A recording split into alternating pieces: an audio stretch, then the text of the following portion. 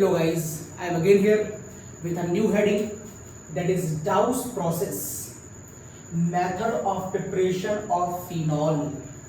It is the industrial process for the preparation of phenol and it is very important for your academic as well as for competitions. So let's start. What is the concepts behind it?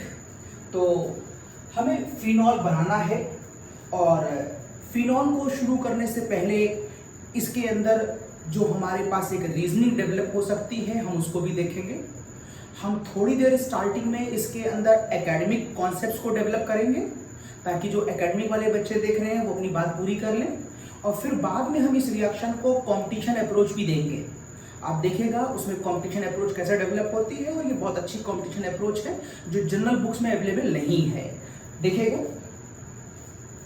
First of all हम लोग की book में ये reaction इस तरीके से mention है।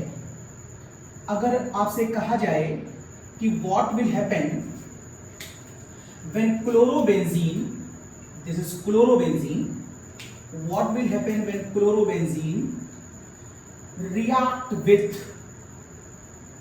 Aqueous NaOH, aqueous NaOH को वाटर में डिसॉल्व किया गया है एट 623 केल्विन एंड 300 एटमॉस्फेरिक।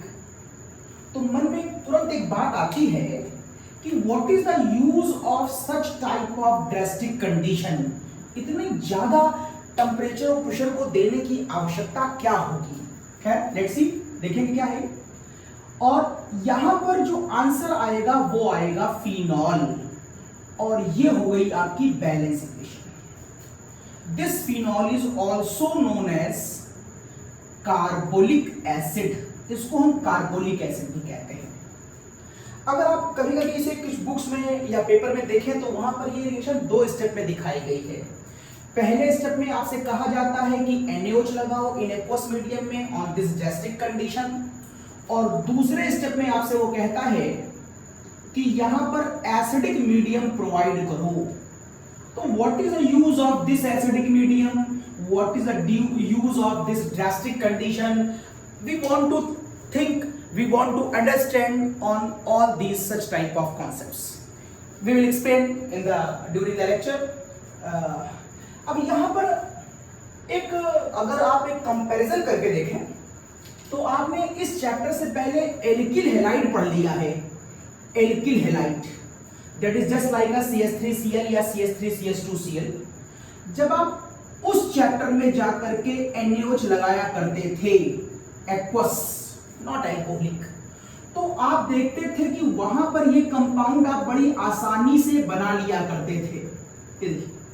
वहां पर आप देखते थे कि ये कंपाउंड बड़ी आसानी से बन जाता था और आपने इसकी मैकेनिज्म भी बहुत आसानी से समझ ली थी कि ये रिएक्शन या तो SN1 से पूरी हुई होगी या SN2 से। हम आज इस बात का डिस्कशन नहीं करेंगे कि SN1 से पूरी हुई होगी कि SN2 से। वैसे वो बात सही है, आप देख के समझ गए होंगे कि SN2 से पूरी हुई होगी क्योंकि एग्जाम्पल छोटा है तो ऑर्डर बड़ा लिया होगा। लेकिन मैं आपको फोकस ये करना चाह रहा हूं कि देखिए इस रिएक्शन के करते समय यहां पर आप कोई कंडीशन नहीं लिखा करते थे, कम से कम ऐसी कोई ड्रास्टिक कंडीशन तो नहीं लिखते थे।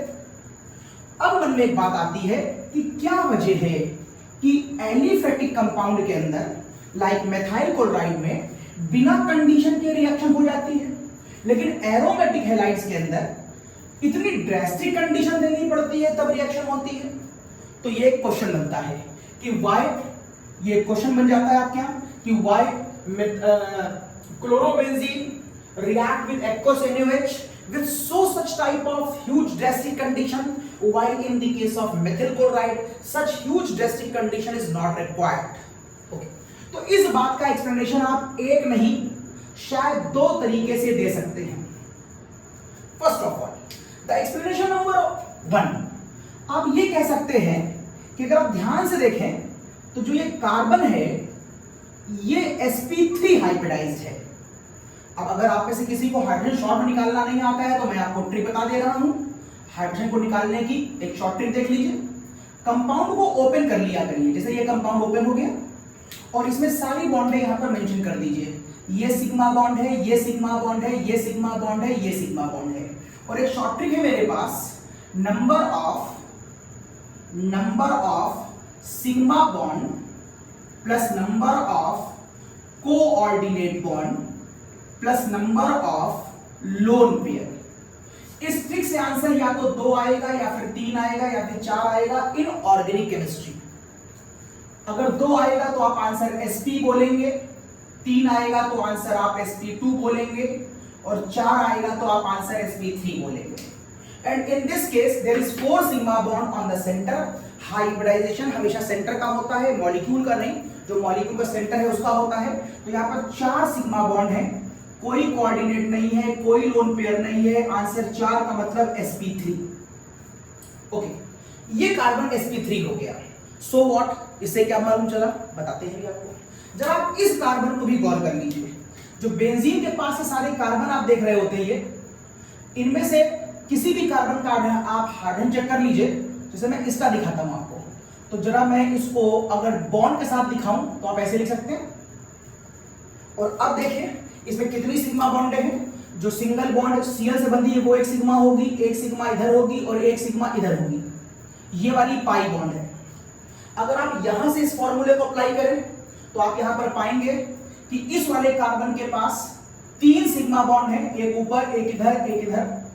कोई कोऑर्डिनेट बॉन्ड नहीं है और कोई लोन पेयर नहीं है। और जब आंसर 3 आएगा तो ये sp2 हाइब्रिडाइज्ड होगा। आप समझ गए कि यहां पर एक फर्क हाइब्रिडाइजेशन का है। ये कार्बन जो मिथाइल क्लोराइड का है वो sp3 है और ये वाले सारे कार्बन जो क्लोरोबेंजीन में जुड़े हुए हैं वो सारे sp2 हैं। अब बात उठती तो इससे क्या, अब इसे देखिए। आपको मालूम होगा जो प्योर s ऑर्बिटल होती है वो ऐसी होती है और जो प्योर p ऑर्बिटल होती है वो ऐसी होती है। यस, ये s ऑर्बिटल है और ये p ऑर्बिटल है। और आपको अच्छी तरह मालूम होगा जब ये हाइब्रिडाइज करते हैं, what is the meaning of hybridisation? Mixing. जब आप 2 फ्लावर को आपस में मिलाते हैं तो हम कहते हैं वो उससे बनने वाला जो नया फ्लावर होगा वो हाइब्रिड फ्लावर होगा। 2 फ्लावरों का हाइब्रिडाइजेशन, मिक्सिंग। हाइब्रिडेशन का मतलब होता है सिंपल मिक्सिंग। अगर मैं इन दोनों को मिक्स करूंगा तो यहां पर जो नई ऑर्बिटल बनेगी according to valence bond theory, तो उस नई ऑर्बिटल का नाम होता है हाइब्रिड ऑर्बिटल आफ्टर मिक्सिंग। तो मैं अगर इन दोनों को मिक्स कर दूं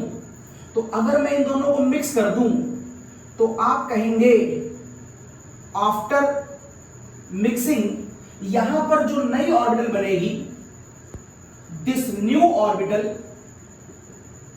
is known as hybrid orbital.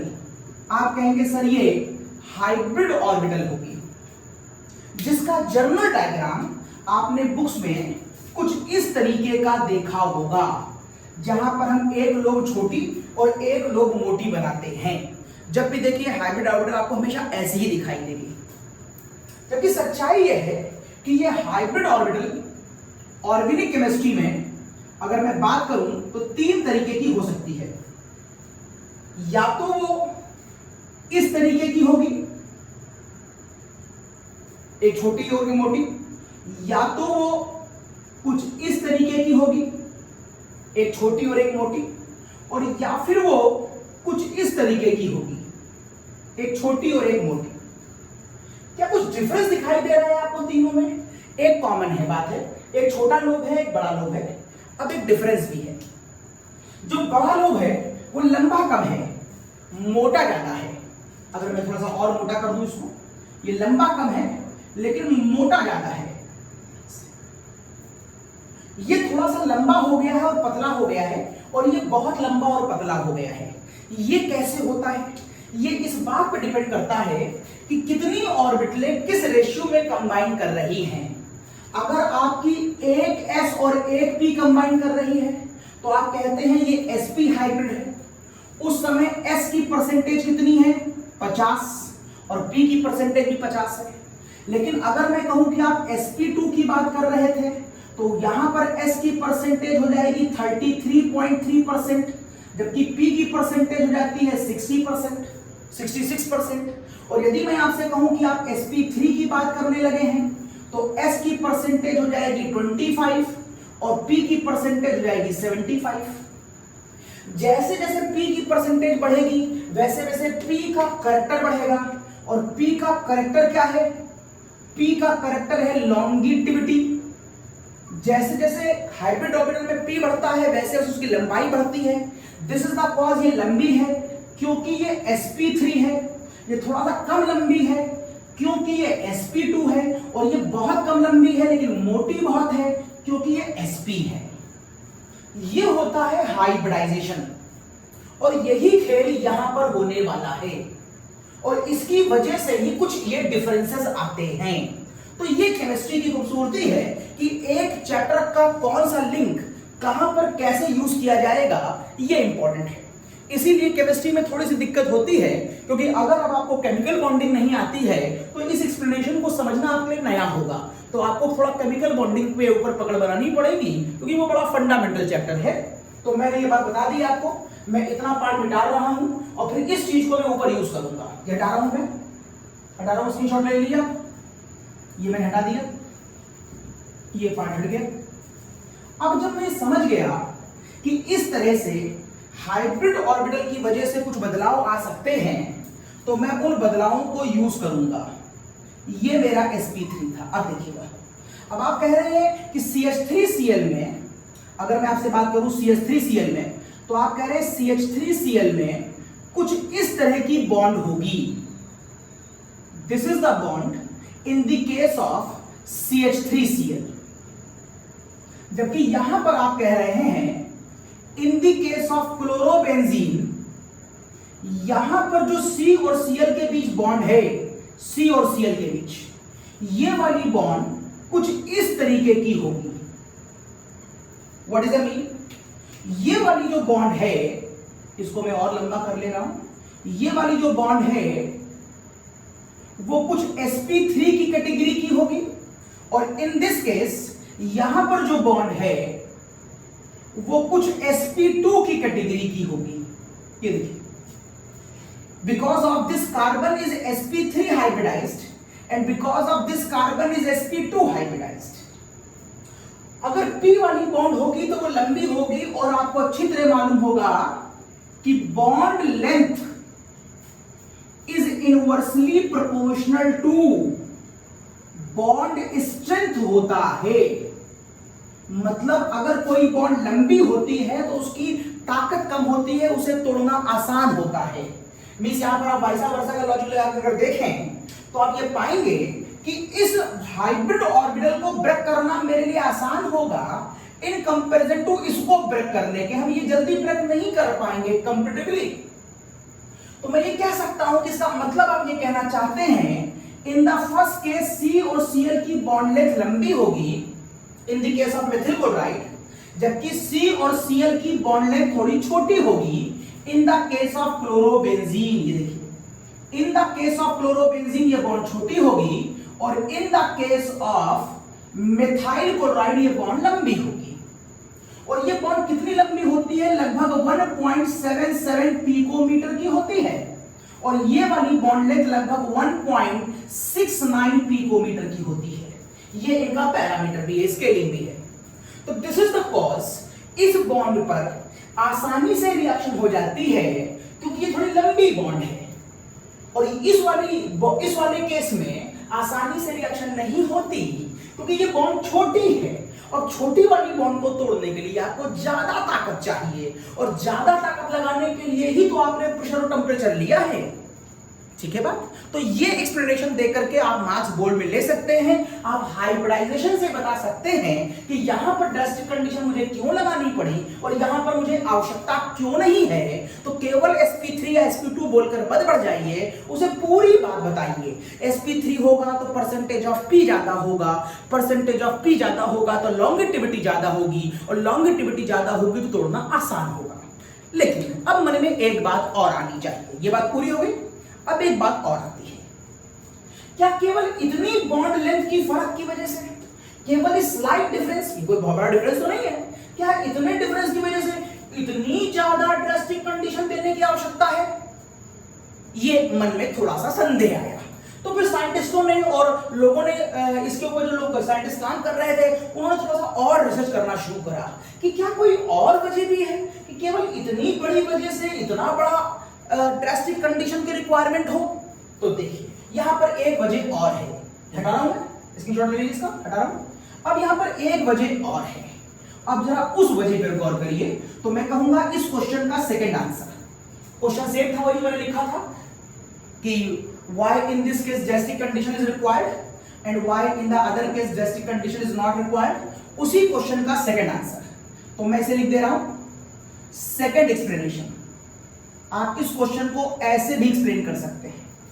अब वो एक्सप्लेनेशन ये है कि जरा आप मेथिल क्लोराइड को देखिए, तो आप ये देखेंगे कि मेथिल क्लोराइड में Cl के ऊपर लोन पेयर तो है, लेकिन यहां पर कोई दूसरी डबल बॉन्ड ना होने की वजह से मेथिल क्लोराइड रिजोनेंस शो नहीं करता, रिजोनेंस शो नहीं करता। लेकिन जरा क्लोरोबेंजीन के डायग्राम पर फोकस करिए तो आप पाएंगे कि क्लोरोबेंजीन में ये लोन पेयर होने की वजह से और अल्टरनेट पर डबल बॉन्ड आने की वजह से ये कंपाउंड रिजोनेंस शो करता है। और मैंने इससे पहले वाला लेक्चर रिजोनेंस का बहुत डिटेल में डाला है, वहां पर उसकी एप्लीकेशन भी बताई है। और वहां पर मैंने ये बताया था कि रिजोनेंस में घटना होती है कि रिजोनेंस के प्रोसेस में जो सिंगल बॉन्ड होती है वो डबल में कन्वर्ट हो रही होती है, और जो डबल वाली बॉन्ड होती है वो सिंगल में कन्वर्ट हो रही होती है। फिलहाल यहां पर इस सिंगल वाली बॉन्ड पर फोकस करिए। ये सिंगल वाली बॉन्ड रिजोनेंस की कंडीशन होने की वजह से डबल बॉन्ड में कन्वर्ट हो रही होगी। मींस ये सिंगल बॉन्ड है, यथा जिंदगी सिंगल रहेगी, ये सिंगल दिख रही है लेकिन ये सिंगल रहेगी नहीं, ये पार्शियल डबल में कन्वर्ट हो जाएगी। और अगर ये डबल बॉन्ड हो जाएगी तो ये मजबूत हो जाएगी, जिसकी वजह से इसे तोड़ पाना आसान नहीं होगा comparatively. This is the cause कि इस रिएक्शन में ड्रास्टिक कंडीशन की को यूज करने की एक नहीं दो कंडीशनें हैं।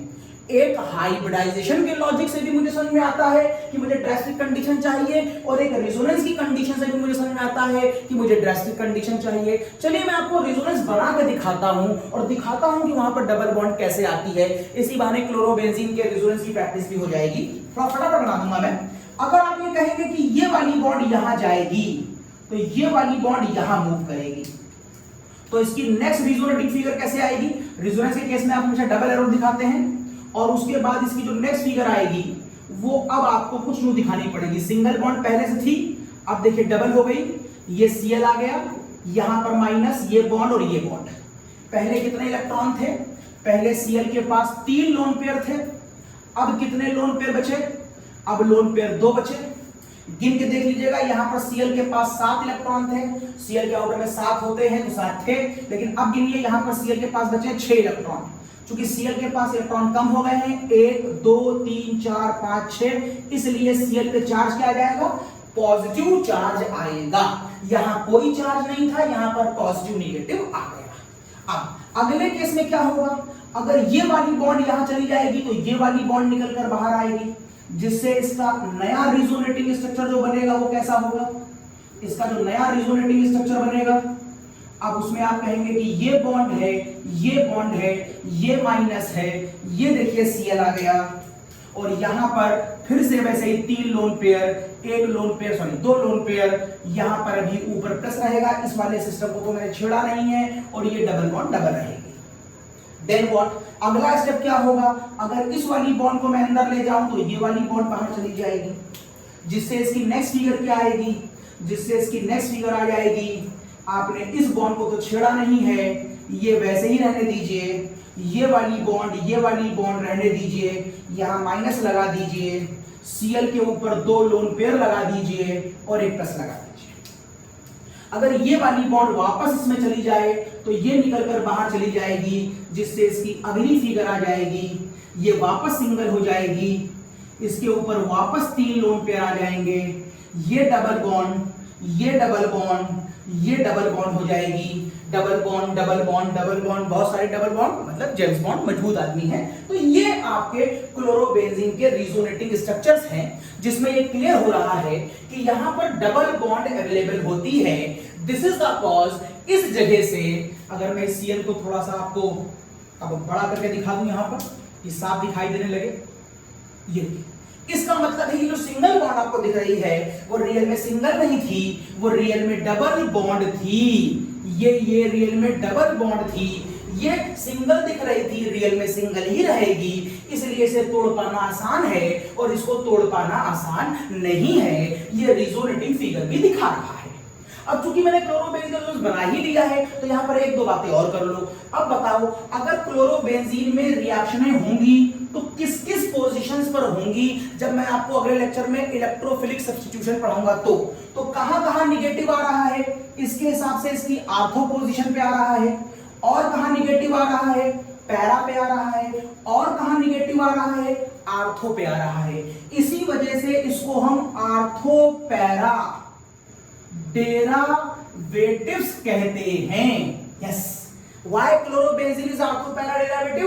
उस क्वेश्चन का आंसर ये हो जाएगा कि इस रिजोनेटिव स्ट्रक्चरों की वजह से ऐसा होता है। अब एक बात और बताइए, क्लोरोबेंजीन प्लस मीसोमेरिक लगा रहा है कि माइनस मीसोमेरिक? ये भी मैंने रेजोनेंस के लेक्चर में डिटेल में बताया है। अगर किसी के ऊपर लोन पेयर होगा तो उसका काम होता है इलेक्ट्रॉन को देने का। अगर किसी पे डबल बॉन्ड होगी ऊपर के एरिया में तो उसका काम होता है इलेक्ट्रॉन लेने का। चूंकि सारे लोग इलेक्ट्रॉन दे रहे हैं और यहां पर चार्ज कौन सा आ रहा है? प्लस। इसको मैंने क्या कहा था? मैंने कहा था फॉरेन एलिमेंट। हाइड्रोकार्बन को छोड़कर दूसरे एलिमेंट को मैंने कहा था फॉरेन एलिमेंट। और फॉरेन एलिमेंट पे जो चार्ज आता है उसी के अकॉर्डिंग इसका नाम रख देते हैं। तो बोलो ये कौन सा इफेक्ट हो गया? सर ये मीसोमेरिक इफेक्ट लग रहा है। ओके, ठीक। अब मीसोमेरिक इफेक्ट में ये इलेक्ट्रॉन रिंग के अंदर दे रहा है कि रिंग से बाहर घसीट रहा है? देखिए ये इलेक्ट्रॉन बाहर से अंदर दे रहा है, जिससे आपको पहली नजर में क्या लगेगा कि पहली नजर में हमको ये लगा कि इसका मतलब है रिंग में इलेक्ट्रॉन डेंसिटी बढ़ रही है। यस, जितने भी मीसोमेरिक इफेक्ट कंपाउंड होते हैं वो सारे के सारे लोग रिंग में इलेक्ट्रॉन डेंसिटी बढ़ा देते हैं। सभी मीसोमेरिक, सभी प्लस मीसोमेरिक के करते हैं, क्लोरोबेंजीन भी करता है। और प्लस रिंग के अंदर इलेक्ट्रॉन डेंसिटी बढ़ा देने की वजह से जब कभी आप इस पर इलेक्ट्रोफाइल का अटैक कराते हैं तो चूंकि इलेक्ट्रोफाइल पर पॉजिटिव चार्ज है और आपके अकॉर्डिंग रिंग के ऊपर ज्यादा इलेक्ट्रॉन डेंसिटी आ गई है तो फिर ये बहुत आसानी से इसके ऊपर अटैक करता है। इसलिए ऐसे कंपाउंडों को हम रिंग एक्टिवेटर भी कहते हैं। मतलब ये हुआ कि जितने भी कंपाउंड प्लस मीसोमेरिक होंगे जो इलेक्ट्रॉन बाहर से रिंग के अंदर डालेंगे वो सब रिंग में इलेक्ट्रॉन डेंसिटी बढ़ा देंगे। और ऐसा सारे जितने भी ऐसे होते हैं और वो ऐसा करने पर रिंग में इलेक्ट्रॉन डेंसिटी बढ़ जाएगी तो इलेक्ट्रोफाइल का रिंग पर अच्छा अटैक होगा। ये सारी बातें सेपरेटली मैं अलग से इलेक्ट्रोफिलिक में पढ़ाऊंगा, इलेक्ट्रोफिलिक सब्स्टिट्यूशन में। लेकिन एक बात को जितनी ज्यादा बार सुनिए उतना अच्छा है। और जब भी कोई चीज मेरे लेक्चर में आती है तो हम पूरी बात बताते हैं, ये नहीं कहते हैं कि ये किसी और लेक्चर में लिंकअप है। तो इसलिए थोड़ा सा बात इलैबोरेट होती है ताकि जो लोग इस लेक्चर को खाली एक ही बार पहली बार देख रहे हैं, उन्होंने दूसरे लेक्चर नहीं देखे हैं, तो उनको पूरी बात समझ में आई। तो मैं पूरी बात बता दे रहा हूं यहाँ पर। तो इस तरीके से यहाँ पर वर्किंग होती है। अब एक खास बात और आपके लिए शॉकिंग न्यूज, जितने भी प्लस मीसोमेरिक होते हैं उन सब में ऐसा ही होता है जैसा मैं बता रहा था। जितने भी प्लस मीसोमेरिक होते हैं उनमें ऐसा ही होता है जैसा मैं बता रहा था। लेकिन क्लोरोबेंजीन, खास बात, शॉकिंग न्यूज, लेकिन क्लोरोबेंजीन प्लस मीसोमेरिक होने के बावजूद, इलेक्ट्रॉनों को रिंग के अंदर डालने के बावजूद रिंग एक्टिवेटर ना हो करके रिंग डीएक्टिवेटर हो जाती है। ये क्या हो गया? ऐसा क्यों हो गया? क्लोरोबेंजीन रिंग डीएक्टिवेटर के नाम से कंपटीशन में पूछी जाती है। वहां ऑप्शन लिखे होंगे और पूछेंगे बताओ कौन रिंग डीएक्टिवेटर है। तुमको सब प्लस मीसोमेरिक दिख रहे होंगे, तुमको लगेगा सब एक्टिवेटर है, लेकिन ये रिंग डीएक्टिवेटर होता है। अब आपके मन में क्वेश्चन आ गया होगा, क्यों सर? अब क्यों बात सुनिए। एक्चुअल में ध्यान से अगर आप देखिए, ये हटा रहा हूं, अगर आप ध्यान से देखिए तो Cl का जो आउटर मोस्ट शेल है वो 3p का है, मतलब वहां पर जो p है वो 3p है, जबकि कार्बन का जो p होता है वो 2p होता है, जिसकी वजह से इन दोनों के बीच बनने वाली पाई बॉन्ड की क्वालिटी अच्छी नहीं होती। और रिजोनेंस की कंपल्सरी कंडीशन है कि side wise overlapping due to formation of a pi bond बहुत अच्छी क्वालिटी की होनी चाहिए। This is the cause. ये रिजोनेंस तो करता है लेकिन बड़ी खराब क्वालिटी का, और चूंकि रिजोनेंस ये अच्छा नहीं कर पाता, मैं यहां आपसे कहूंगा चूंकि ये रिजोनेंस अच्छा नहीं कर पाता, लेकिन Cl -I इंडक्टिव बहुत अच्छा होता है, लेकिन Cl में इंडक्टिव इफेक्ट बहुत अच्छा होता है। मतलब जितने इलेक्ट्रॉन ये रिजोनेंस की वजह से अंदर देता नहीं है, फॉर्मेलिटी थोड़े बहुत देता है, उससे ज्यादा इलेक्ट्रॉन ये बाहर घसीट लेता है ड्यू टू इंडक्टिव इफेक्ट। देना उसको ड्यू टू रिजोनेंस है, रिजोनेंस की क्वालिटी खराब है तो वो कम देगा। खींचना उसको इंडक्टिव से है, इंडक्टिव उसका अच्छा है तो वो ज्यादा खींच लेगा। अब तुमको ये लग रहा था कि ये प्लस मीजोमेरिक है तो रिंग में इलेक्ट्रॉन डेंसिटी बढ़नी चाहिए, तो ये रिंग एक्टिवेटर होना चाहिए, लेकिन आपने इस बात पे ध्यान ही नहीं दिया कि 3PO2P में रिजोनेंस की क्वालिटी खराब हो जाने की वजह से ये अच्छा रिजोनेंस नहीं करेगा, तो इलेक्ट्रॉन गए कम और वापस आए ज्यादा, तो हो गया डीएक्टिवेटर। खैर, तो मैं आपको ये समरी मैंने आपको बता दी। और अच्छा एक बात चूंकि सामने लिखी है, फिर मैं वैसे कह रहा हूं जो सामने लिखा है वो बार बार बोल देना चाहिए, इसी बहाने आपको याद होगा। अगर मैं आपसे ये पूछ लूं इस क्वेश्चन में कि बताओ ये 5 रिजोनेटिंग स्ट्रक्चर हैं, 1 2 3 4 5। कुछ किताबें और कुछ टीचर्स कभी कभी गलती से कह देते हैं कि ये 4 रिजोनेटिंग स्ट्रक्चर हैं, और वो ये कहते हैं कि पहला वाला और आखिरी वाला सेम है। तो ये बात उनकी मानिएगा नहीं, ये गलत बात है। ये 5 रिजोनेटिंग स्ट्रक्चर हैं और उसके पीछे वजह ये है कि पहला और आखिरी सेम नहीं है। सेम होने का मतलब होता है सारी पाई बॉन्ड की लोकेशन सेम होनी चाहिए, और देखिए इन 3 पाई बॉन्ड की लोकेशन और इन 3 पाई बॉन्ड की लोकेशन अलग अलग है। This is the cause. मैं कहूंगा ये पहला, दूसरा, तीसरा, चौथा, पांचवा, ये 5 रिजोनेटिंग स्ट्रक्चर्स है, 4 नहीं है, 5 है। अब अगर कोई आपसे ये पूछ ले कि बताओ इन 5 में सबसे हाईली स्टेबल कौन है, तो रिजोनेंस के लेक्चर में मैंने आपको क्वालिटी और कैरेक्टर ऑफ रिजोनेंस बताया है कि कौन से रिजोनेंस लेस स्टेबल है, कौन से हाई। वहां पर एक बात बताई थी मैंने, न्यूट्रल रिजोनेटिंग स्ट्रक्चर्स हमेशा चार्ज से ज्यादा स्टेबल होते हैं। तो न्यूट्रल रिजोनेटिंग स्ट्रक्चर्स हमेशा हाईली स्टेबल होते हैं चार्ज से। और कौन कौन न्यूट्रल है, पहला और 5वें पर कोई चार्ज नहीं है। दिस इज द कॉज 5वें और चौथे का स्टेबिलिटी लेवल एक दूसरे के बराबर भी होगा, क्योंकि दोनों है तो अलग अलग, लेकिन दोनों के अंदर लगभग सारी समानताएं हैं, मतलब किसी में कोई चार्ज नहीं है, इसलिए इन दोनों की स्टेबिलिटी बराबर होगी। अब देखिए, जब चार्ज आ जाएगा तो आप कहेंगे, आपको मैंने बताया था कि सेम चार्ज अगर है तो उनको दूर होना चाहिए, और अगर अपोजिट चार्ज है तो उनको पास होना चाहिए। ये क्यों बताया था? अपोजिट चार्ज एक्चुअल में देखिए, आप जब किसी का विरोध करेंगे तो आपको एनर्जी लगानी पड़ेगी। समान जीवन के लॉजिक हैं, जो समान जीवन में होता है वो केमिस्ट्री में होता है, और इसीलिए केमिस्ट्री को समान जीवन में बहुत यूज किया जाता है। इवन कई बार ये भी कहते हैं कि देखो उन दोनों की केमिस्ट्री बहुत अच्छी है। इसका ये मतलब नहीं कि उन दोनों की केमिस्ट्री सब्जेक्ट अच्छा है, इसका मतलब है उन दोनों की आपस में समझ बहुत अच्छी है। लेकिन कभी हम ये नहीं कहते कि देखो उन दोनों की फिजिक्स बहुत अच्छी है, देखो उन दोनों की मैथ्स बहुत अच्छी है। इसका मतलब समान जीवन में केमिस्ट्री का यूज होता है, जो लॉजिक समान जीवन में लगते हैं वो यहां लगते हैं। अब देखो, पॉजिटिव निगेटिव पास आना चाहते हैं कि दूर जाना चाहते हैं।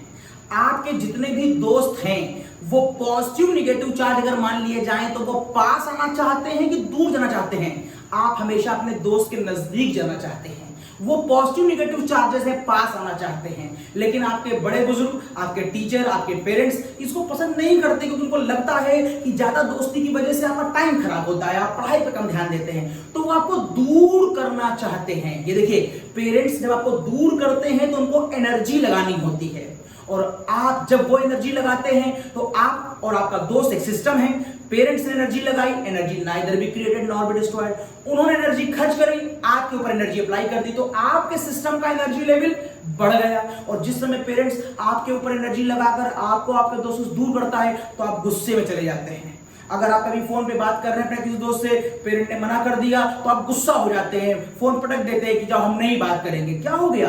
पेरेंट्स ने एनर्जी लगाई थी, उन्होंने एनर्जी लॉस किया था, आपने एनर्जी गेन करी, आपकी बॉडी का एनर्जी लेवल बढ़ गया, आप अनस्टेबल हो गए, इसीलिए आपने बुद्धि का यूज नहीं किया, फोन पटक दिया, टूट गया, दोबारा आप उसे यूज नहीं कर पाएंगे, बाद में पछतावा होगा। ऐसा क्यों करा? लेकिन वो एनर्जी के बढ़ने की वजह से हुआ। तो मैं यही बात यहां बता रहा हूं कि अपोजिट चार्ज जितने पास होंगे उतना अच्छा होगा, अपोजिट चार्ज जितने पास होंगे उतना अच्छा होगा।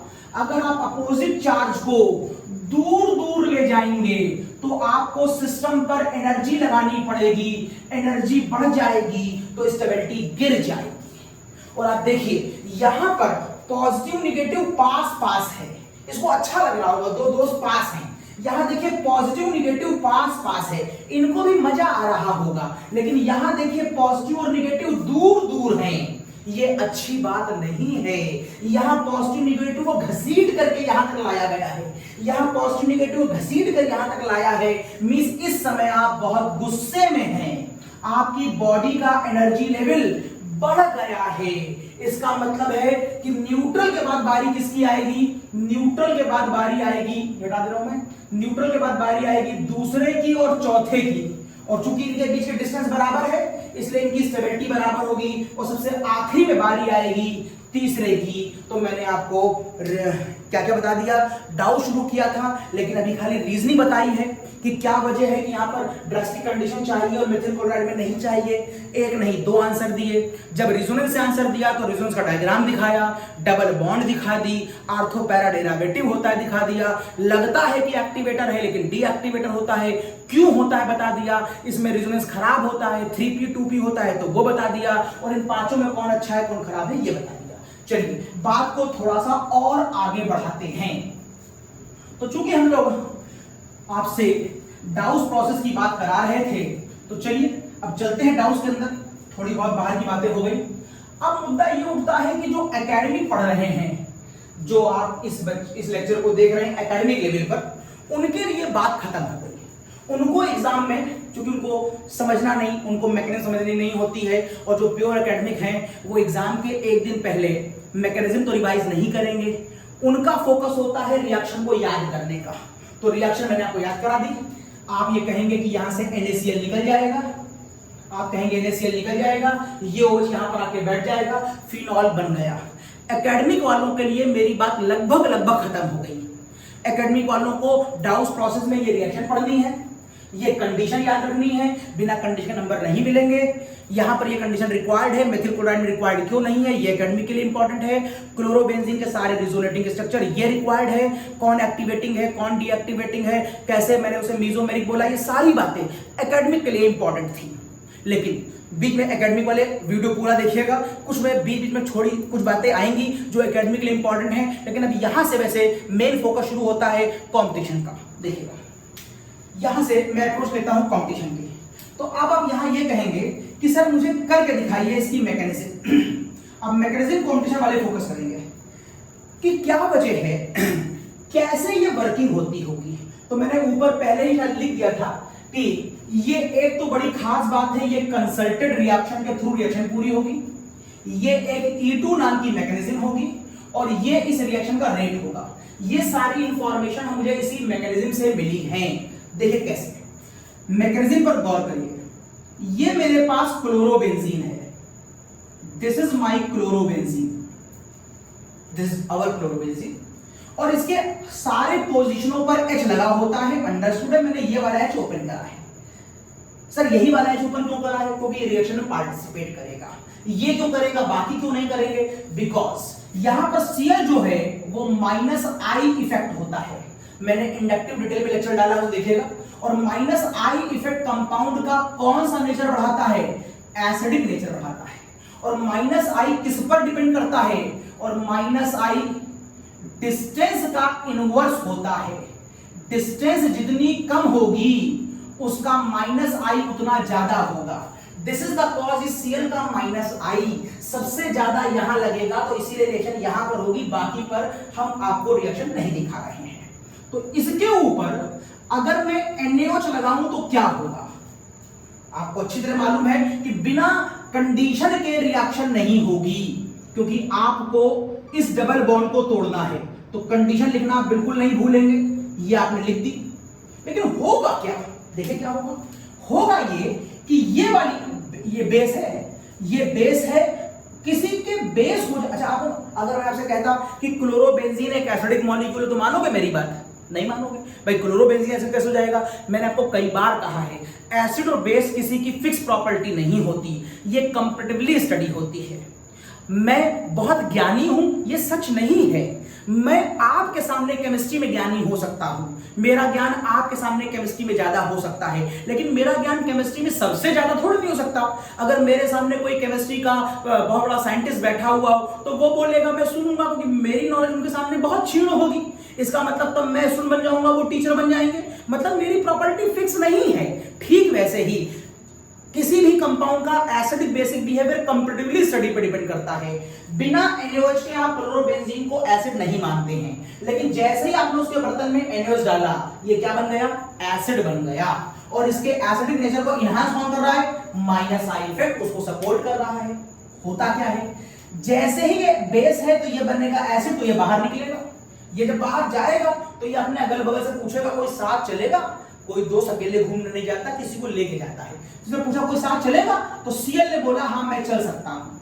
आपको याद है Cl एक बहुत अच्छा लिविंग ग्रुप है, मैंने पढ़ाया था आपको, मैंने SN1 SN2 बताया है आपको कि जब एसिड अच्छा होता है, Cl के पापा का नाम HCl है, अगर एसिड अच्छा होता है तो उसका बेस खराब होता है, और बेस खराब होता है तो लिविंग ग्रुप अच्छा होता है। इसके ऊपर मैंने न्यूक्लियोफिलिटी का लेक्चर दिया है आपको, SN1 SN2 में डिटेल में बात करी है मैंने आपसे। तो चूंकि ये बहुत अच्छा लिविंग ग्रुप होता है, तो जब ये अंदर जाएगा तो ये बाहर निकल जाएगा। तो ये कौन सी रिएक्शन हो रही है?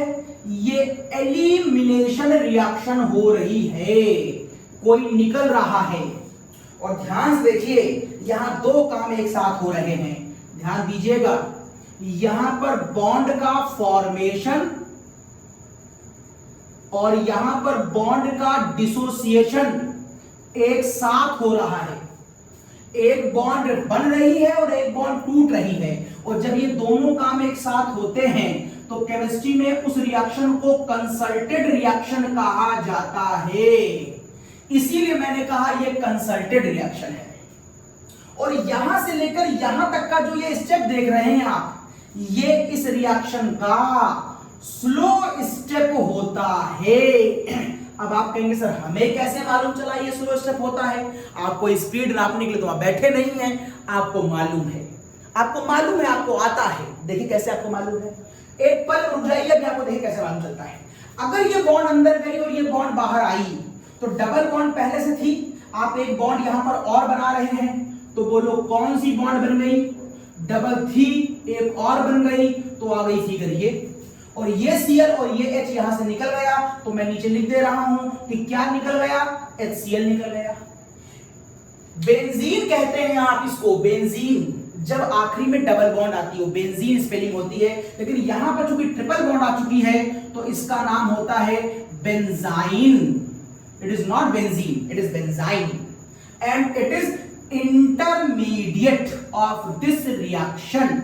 जैसे आपने आज तक इंटरमीडिएट सुने हैं, cation, anion, carbon free radical, वैसे ही एक नया इंटरमीडिएट आपके सामने आ गया, बेंजाइन। मैं देखिए इसको, मैं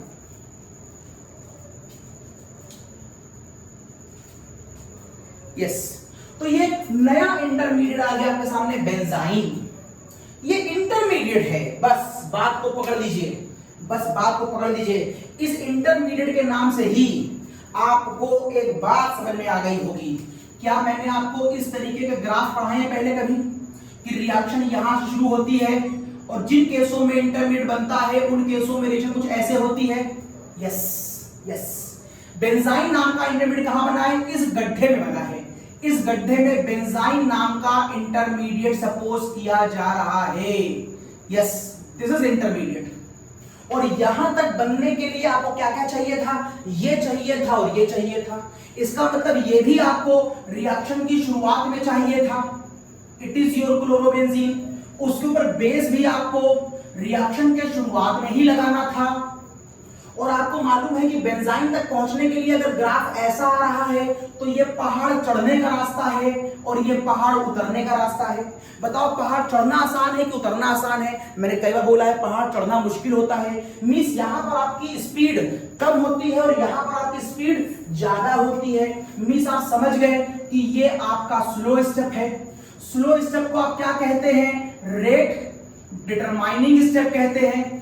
और जो रेट डिटरमाइनिंग स्टेप होता है उसमें पाए जाने वाले नंबर ऑफ रिएक्टेंट के मॉलिक्यूल उस रिएक्शन का क्या कहलाते हैं? ऑर्डर कहलाते हैं। तो कितने लोग हो गए सर? 2 लोग हैं, तो ऑर्डर 2 नहीं हो गया। और डबल वाली बॉन्ड किसमें कन्वर्ट हो रही है? ट्रिपल में कन्वर्ट हो रही है। डबल ट्रिपल में कन्वर्ट हो रही है तो एलिमिनेशन नहीं हो गया। अब एलिमिनेशन भी है, ऑर्डर 2 है, तो हमें इसे E2 नहीं कह देना चाहिए? हाँ कह देना चाहिए, लिख दिया। तो बताओ मुझे इस रिएक्शन का रेट का फॉर्मूला क्या बनेगा? आपको गुडबर्ग और वागे का मैंने लॉ बताया है। वैसे केमिकल काइनेटिक्स में इसमें डिटेल में बात करी जाती है। हल्की सी खाली हिंट मैं कह सकता हूं गुडबर्ग और वागे के लॉ से कि इस रिएक्शन में रेट बराबर हो जाएगा K alkyl halide in 1 bracket with 1 power and 1 power of nucleophile. अगर आपको केमिकल काइनेटिक्स गुडबर्ग वागे आपको मालूम है तो आप मेरी बात समझ गए होंगे। और यदि काइनेटिक्स आपने नहीं पढ़ा है तो कुछ दिन रुकिए और आपको वो बात वहां समझ में आ जाएगी। फिलहाल तो आप समझ गए कि इस रिएक्शन का ऑर्डर 2 है और इन लोगों के कंसंट्रेशन बढ़ाने से इस रिएक्शन का रेट बढ़ता या घटता है। अच्छा, तो मैं यहां तक आ गया, ग्राफ बता दिया। इसके बाद अभी क्या होगा मुझे नहीं मालूम। फिलहाल बेंजाइन बन गया है। अब एक बात और सुन लीजिए, क्या ये ट्रिपल बॉन्ड ठीक वैसी ही ट्रिपल बॉन्ड है जैसी आपने आज तक देखी है? क्या ये ठीक वैसी ट्रिपल बॉन्ड है जैसी आप यहां देखते हैं? ये वाली वैसी है? नहीं, वैसी नहीं है। देखने में आपको वैसी लग रही है, हल्का सा फर्क है। पहले इस वाली ट्रिपल बॉन्ड में क्या होता है? इस वाली ट्रिपल बॉन्ड में इस px की, इसके px से और इसकी py की, इसके py के साथ एक परफेक्ट ओवरलैपिंग होती है, एकदम परफेक्ट प्लेन पर होते हैं। इसलिए हम कहते हैं ये वाली दोनों पाई बॉन्ड बहुत अच्छी हैं। y एक्सेस और x एक्सेस दोनों बहुत परफेक्टली मिल रहे होते। किसी को भी x और y मान लो, ये चिंता मत करा करो। तुम्हें लग रहा बोल्ड x होगा, ये कोई मैटर नहीं। किसी को भी x मान लो, किसी को भी y मान लो। तो मैंने दो को, एक को x मान लिया, एक को y मान लिया। जो ये स्ट्रेट लाइन होगी वो z मान ली होगी मैंने। तो कुल मिला के परफेक्ट ओवरलैपिंग होती है। लेकिन यहां पर ओवरलैपिंग परफेक्ट नहीं होती। अब आपकी सर यहां क्यों नहीं होती? समझो यहां पर परफेक्ट ओवरलैपिंग क्यों नहीं होती, वहां समझाता हूं मैं पहले। तो मैं आपको कहूंगा जरा एक बार बेंजीन का डायग्राम दोबारा देखो। जब ये शुरुआत में था तो बेंजीन का डायग्राम यूं हुआ करता था। यहां पर Cl था, यहां पर H था, यहां पर H था, ये H था, ऐसे H था। और आपको अच्छी तरह मालूम है यहां का पाया जाने वाला हर कार्बन क्या होता है? sp2। और जो sp2 होता है उसका शेप कैसा होता है? ट्रायंगुलर। और जो ट्रायंगुलर होता है उसका एंगल कितना होता है? 120। दिस इज द कॉज यहां पर सारे एंगल 120 के होंगे। ये 120, ये 120, ये 120, सब 120 होंगे। अब जब एलिमिनेशन हुआ तो कौन कौन सी बॉन्ड निकाल दी? अच्छा, sp2 हाइब्रिडाइज रखेगा तो यहां पर आपने एलिमिनेशन में H निकाल दिया, Cl निकाल दिया, एटम चला गया। बॉन्ड तो जो घर है जिसके अंदर इलेक्ट्रॉन थे वो तो वहीं रहेंगे ना, घर थोड़ी जाएंगे। इसका मतलब है H चला गया लेकिन वहां का जो sp2 घर था वो तो वहीं रहेगा ना। इट इज sp2 हाइब्रिडाइज ना, तो sp2 हाइब्रिडाइज घर तो वहीं रहेगा। यहां से Cl चला गया लेकिन उसका sp2 हाइब्रिडाइज घर तो वहीं रहेगा ना। H चला गया, Cl चला गया, लेकिन H चला गया, Cl चला गया, लेकिन उसके अपने एक एक इलेक्ट्रॉन यहां पर अवेलेबल हैं। और ये इलेक्ट्रॉन यहां पर क्या कर सकते हैं? साइड वाइज ओवरलैपिंग कर सकते हैं। Side wise overlapping. और जब ये साइड वाइज ओवरलैपिंग करते हैं तो ध्यान से देखिएगा ये दोनों घर एकदम एक दूसरे के पैरेलल नहीं हैं। अगर पैरेलल होते तो बढ़िया, एक दूसरे से ऐसे होते तो बढ़िया बॉन्ड बनाते। अब ये कैसे हैं? एक यूं भाग रहा है और एक यूं। क्यों भाग रहा है? 120 डिग्री पर। अगर यूं भागेंगे तो ओवरलैपिंग बहुत पुअर हो जाएगी। It is poor overlapping. This is the cause ये वाली पाई बॉन्ड वीक होती है। ओके, ये वाली बात मैं यहां समझ लिया। अब इसे हटा रहा हूं मैं, ये हटा रहा हूं। तो ये बात पुअर होती है, ये मैंने बता दिया आपको। ये बेंजाइन है, इंटरमीडिएट है, ये बता दिया। कंसंट्रेशन क्यों कहा मैंने? एक बार बॉन्ड बनती है और उसी समय बॉन्ड टूटती है। जब भी ऐसा कहीं पर होता है तो उसे हम कहते हैं कंसंट्रेटेड रिएक्शन। और ये E2 है। E2 क्यों है मैंने बता दिया। अब बात बात थोड़ी सी और आगे बढ़ती है। अब आता है इसका सेकेंड स्टेप। पहले स्टेप की बात पूरी हुई, ये टेम्परेचर और प्रेशर का लॉजिक आपको मालूम है। अब हम आगे पार्ट 2 पर। एक्चुअली पार्ट 2 में हम अलग से कुछ नहीं डालते, अपने आप रिएक्शन होती है। कैसे भैया? बच्चा समझता है कि अलग से नेक्स्ट टाइम पे रिएक्शन कराइए, नहीं। एक्चुअली ये जो NaOH होता है, ये लैब में आपके रखा है, ये किसमें घुला होता है? पानी में।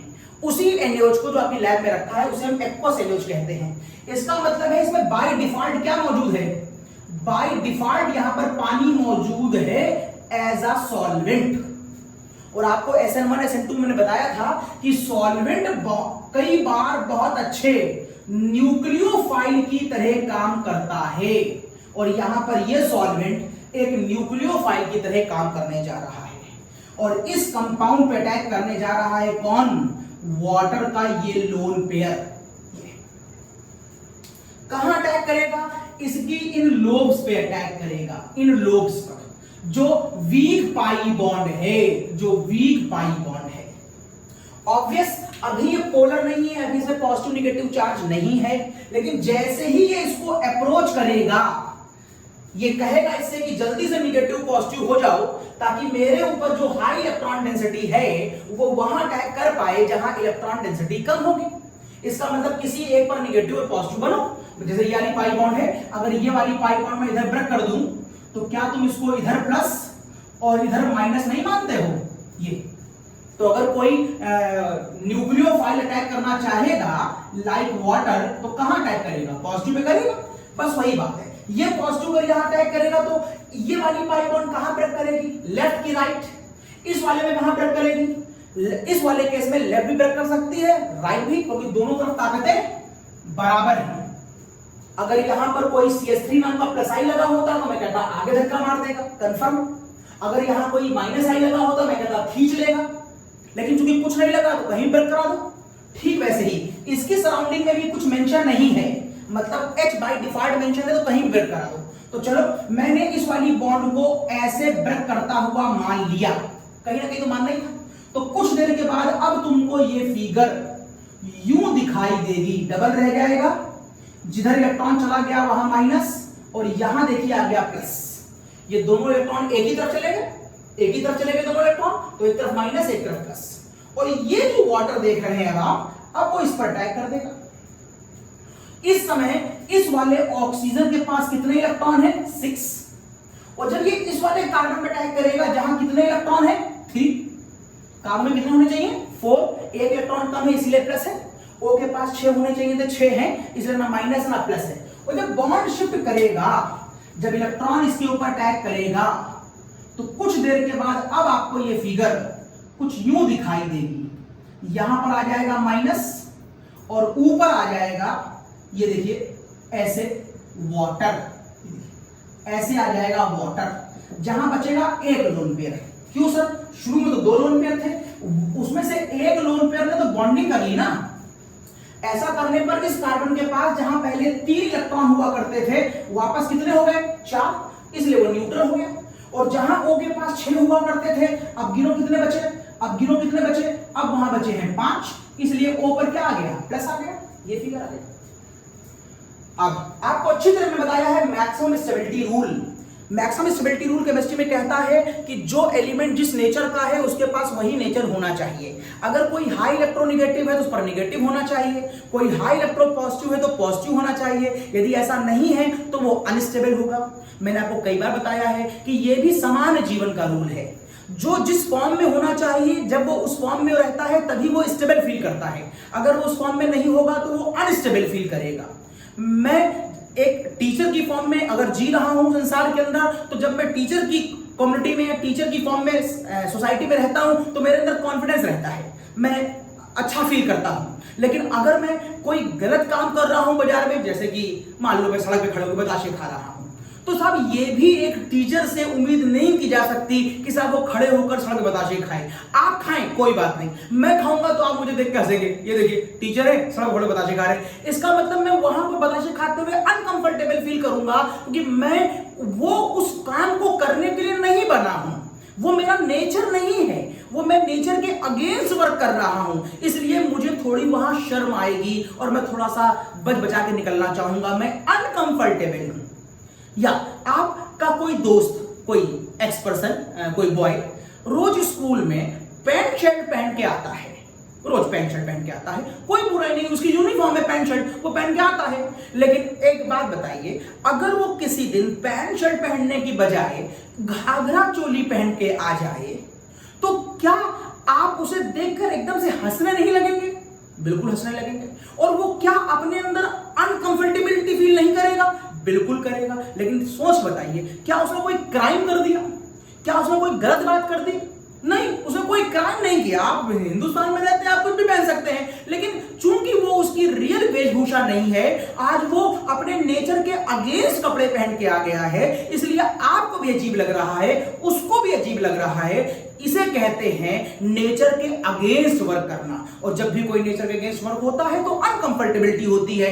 दिस इज द कॉज ये मैक्सिमम स्टेबिलिटी रूल के अकॉर्डिंग अनकंफर्टेबल है, क्योंकि ओ के ऊपर प्लस नहीं, ओ के ऊपर या तो न्यूट्रल चार्ज हो, मतलब न्यूट्रल हो, या फिर माइनस हो। तो आप कह सकते हैं कि सर यहां पर मैक्सिमम स्टेबिलिटी रूल का वायलेशन हो रहा है, इसलिए इस वायलेशन को हमको जल्दी सही करना पड़ेगा। जो दो गलत काम हुए हैं, मैंने बताशे खाए हैं, मुझे जल्दी विड्रॉ करना पड़ेगा। वो जो घाघरा चोली पहन के आ गया उसे तुरंत घर जाकर के बदलना पड़ेगा, और इस ओ के ऊपर जो प्लस आ गया इसे जल्दी हटना पड़ेगा। And this is the cause. अगर ये दो इलेक्ट्रॉन में वापस यहां शिफ्ट करा दूं तो यहां पर अगली फिगर क्या आएगी? तो यहां पर अगली फिगर आ जाएगी, ये देखिए आपका वापस माइनस चार्ज, ये देखिए bond bond bond, James bond, और ऊपर क्या बचा? और ऊपर बचा आपके पास OH। एक लोन पेयर था, एक इलेक्ट्रॉन शिफ्ट कर गया, एक लोन पेयर और आ गया। अब गिन के देख लेना, यहां पर O के पास 6 इलेक्ट्रॉन हो गए हैं, इसलिए चार्ज हट गया है। तो यहां से कौन निकल गया? यहां से निकल गया H प्लस आयन, ये H निकल गया। और यही H प्लस आयन ने कहां अटैक कर दिया? इस वाले O पे अटैक कर दिया। तो आंसर क्या आ गया? तो यहां से आंसर आ गया, ये देखिए आपका फिनॉल, ये बन गया आपका फिनॉल। ओके, इतनी बात समझ में आ गई? इतनी आ गई? जहां पर कोई कंफ्यूजन हो तो मुझसे चैट बॉक्स में बात कर लीजिएगा। अब मैंने कहा था कि मैं कंपटीशन वाले बच्चों को पढ़ा रहा हूं, तो यहां तक तो बहुत सामान्य बात थी, अभी कंपटीशन नहीं शुरू हुआ, एक सामान्य बात थी। कंपटीशन का आपको मजा बता दूं कि कंपटीशन में क्वेश्चन आता कैसे है। देखिए, फिर आपको मजा आएगा कंपटीशन मैगजीन पढ़ने का। कंपटीशन में क्वेश्चन ऐसा आएगा कि बता क्लोरोबेंजीन की रिएक्शन इससे और इससे कराने से, इससे और इससे कराने से कौन कौन से ऑर्गेनिक कंपाउंड बनते हैं, उन ऑर्गेनिक कंपाउंडों के नाम बताओ, और NaCl भी बनता है। ये हुआ कंपटीशन। अब आपके लिए शॉकिंग न्यूज है, किसी किताब में नहीं लिखा हुआ है कि कौन कौन से बनते हैं। हर किताब में यही लिखा है, हर जगह हर टीचर यही पढ़ा रहा है कि क्लोरोबेंजीन से फिनॉल बनता है। तो आपके अकॉर्डिंग आंसर खाली X आना चाहिए था, जो आ भी चुका है। लेकिन मैंने तो यहां पर साहब नया काम कर दिया, कौन कौन से कंपाउंड आते हैं साहब, X का नाम बताओ, Y का नाम बताओ, Z का नाम बताओ। आपको लग रहा था NaCl, तो साहब मैंने वो तो अलग से लिख रखा है, मिस NaCl के अलावा 3 कंपाउंड आते हैं। साहब बड़ी अजीब बात है, क्या होता होगा? आइए देखें क्या होता है। एक्चुअल में ये रेखा अभी पूरी नहीं हुई है। आप फिनॉल तक तो आ गए, ये मिटाने जा रहा हूं। आप फिनॉल तक तो आ गए। अच्छा, ये लाइन भी मैं पूरी कर दूं। अब आप फिनॉल तक चूंकि आ गए हैं, तो आप समझ गए होंगे कि इस बेंजाइन पे अटैक कौन करता है। इस बेंजाइन पे पानी अटैक करता है, तो उतरते समय कौन मिलता है, मैंने बता दिया। उतरते समय इस पे पानी अटैक करता है, और यहां पर आते आते क्या बनता है? यहां पर आते आते फिनॉल बन जाता है। आपको लग रहा है ये इंड प्रोडक्ट है, तो मैंने रिएक्शन का ग्राफ इंड कर दिया है, लेकिन देखिए अभी ये इंड हुआ नहीं है। इसमें क्या क्या होता है, मतलब एक ग्राफ अभी फिर से एक बार फिर से रिएक्शन करने के लिए आगे बढ़ जाएगा, लेकिन मेरा फोकस रिएक्शन के ऊपर है, तो मैं ऊपर का पार्ट हटा रहा हूं और इस रिएक्शन कंटिन्यू करूंगा। ये हटा दे रहा हूं। अच्छा, अब देखिए क्या होता है। अब देखिए क्या होता है। ये ग्राफ भी हटा दे रहा हूं। ग्राफ को स्क्रीनशॉट ले लीजिए, मैं हटा रहा हूं उसको। ये ग्राफ हटा दिया, ग्राफ समझा दिया, ये फॉर्मूला समझा दिया मैंने आपको कैसे आया, कंसल्टेंट क्यों कहते हैं बता दिया, E2 क्यों कहते हैं बता दिया। चलिए यहां तक हो गया।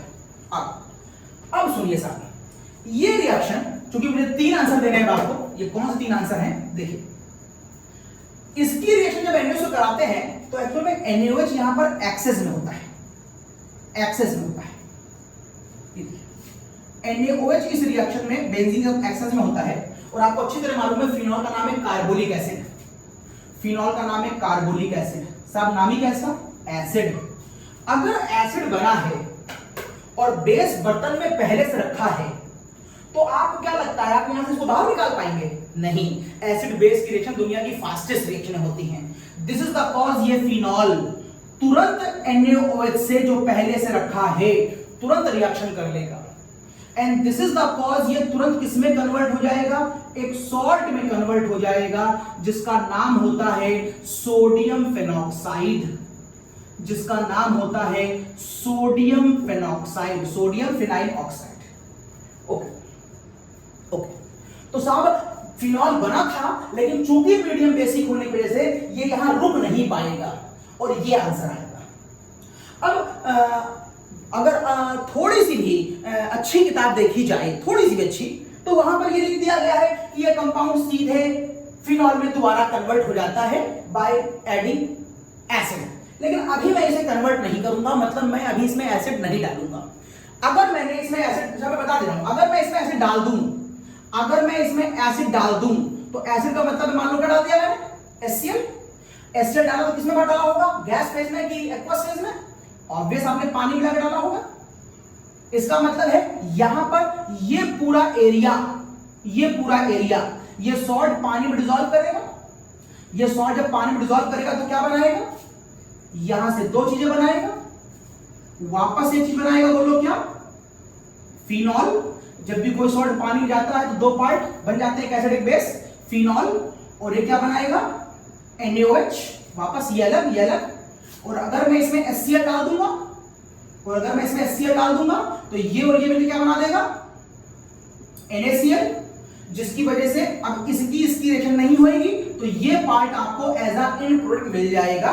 ये थोड़ी सी अच्छी किताबों में लिखा हुआ है, मतलब आप पहले स्टेप में सीधे फिनॉल नहीं दिखाएंगे। इसीलिए कई बार इन रिएक्शनों में वो कहता है ये कंपाउंड A है, बताओ एक कंपाउंड B बनेगा इंटरमीडिएट और फिर आखिरी में बनेगा C जिसका नाम है फिनॉल। तो कई बार बच्चा भूल जाता है B इंटरमीडिएट क्या होगा। ये B जो इंटरमीडिएट है ये सोडियम फेनॉक्साइड होगा, और ये सोडियम फेनॉक्साइड के ऊपर हम लगाते हैं HCl एक्वस मीडियम में। किसी भी सॉल्ट में पानी डालोगे तो उसके सॉल्ट के दोनों पार्ट अलग अलग हो जाएंगे, एक बनेगा एसिड, एक बनेगा बेस। ये वाला बेस HCl से कंबाइन करके बना लेगा सॉल्ट एंड वाटर। ये वही वाला वाटर होगा जो मैंने रिएक्शन में पीछे कहीं कंज्यूम किया है। तो मैंने वाटर डाला था, वाटर निकल गया तो सब बैलेंसिंग कर जाता है। लेकिन मैं आपको इससे आगे बढ़कर कुछ बताना चाहता हूं। ये तो मैंने बता दिया कि आपके एकेडमिक में कहां पर बात हो सकती है, लेकिन अब मैं इसको वापस विड्रॉ कर रहा हूं। अभी मैं दोबारा कुछ देर बाद इसे बताऊंगा और मैं वापस यहीं पर आ गया और मैं कह रहा हूं कि सपोज करो मैंने यहां पर एसिड नहीं डाला, मैंने इसको छूट दी कि अच्छा तुम और क्या कर सकते हो। और ऑब्वियसली बात है यहां रिएक्शन इतनी तेज हो रही होती है कि हमारे एसिड अगले स्टेप में डालने से पहले वहां जो होना है सो हो जाएगा। तो अब मुझे सोचना है कि यहां पर क्या क्या होगा। अब देखिए क्या क्या होगा। मैंने पहले कह दिया था कि ये सारी मैकेनिज्म कंपटीशन वालों के लिए है, एकेडमिक वाले बच्चों को ये सारी बवाल करने की आवश्यकता नहीं है। एकेडमिक का लेक्चर पहले खत्म हो गया था, लेकिन फिर भी एक बार सारे लोग देखें, एकेडमिक और कंपटीशन दोनों एक बार देखें। आपको ऐसे टफ क्वेश्चन देखने से आपकी समझ बढ़ती है, देखिए जरूर। ओके, तो यहां पर ये जो कंपाउंड है ये कहां पर मौजूद है? पानी में मौजूद है। ये पूरा रिएक्शन कहां पर हो रही है? पानी में। और पानी में अगर होगा तो ये सॉल्ट 2 पार्टों में बटा होता है। एक पार्ट यहां पर होगा सोडियम फेनॉक्साइड का और एक पार्ट होगा यहां पर Na+ का। अब ये मत सोचना कि सर यहां तो आपने एक साथ लिखा था फिर ये अलग कैसे कर दिया। कोई भी सॉल्ट पानी में कॉपी पर भले ही साथ में लिख दिया जाए, रियल में साथ में नहीं होता। NaCl तुम कॉपी में लिखते हो तो NaCl प्लस वाटर, लेकिन रियल में NaCl अंदर जाकर NaCl थोड़ी होता है, Na अलग टल रहा होता, Cl अलग टल रहा होता, तभी तुम कहते हो कंडक्टिंग इन नेचर हो गया।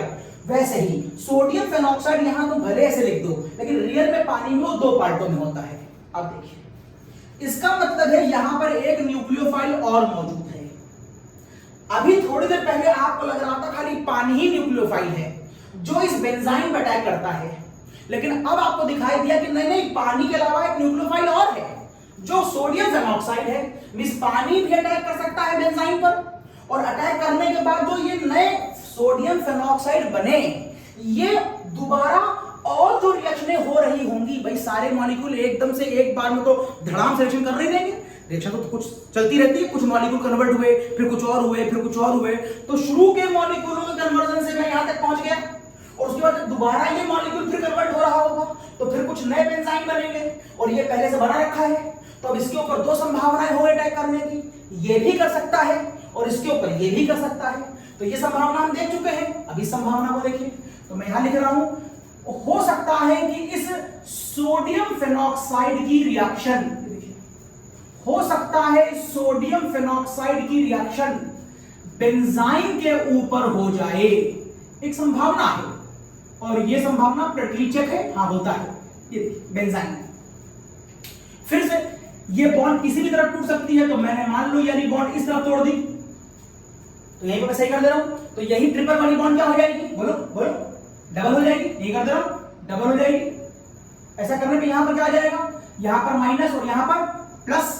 अच्छा, ये डबल बॉन्ड मैं उधर भी ब्रेक कर सकता था, मान लो ये ट्रिपल बॉन्ड थी, अगर मैं आ सकूं कि ये मैं यू ब्रेक कर रहा हूं, ये भी सही है, चलो मैं यू ब्रेक दिखा दे रहा हूं। अगर मैंने यू ब्रेक दिखाया तो यहां पर क्या आएगा, माइनस, यहां क्या आएगा, प्लस, और ये वाली बॉन्ड अब खत्म हो जाएगी।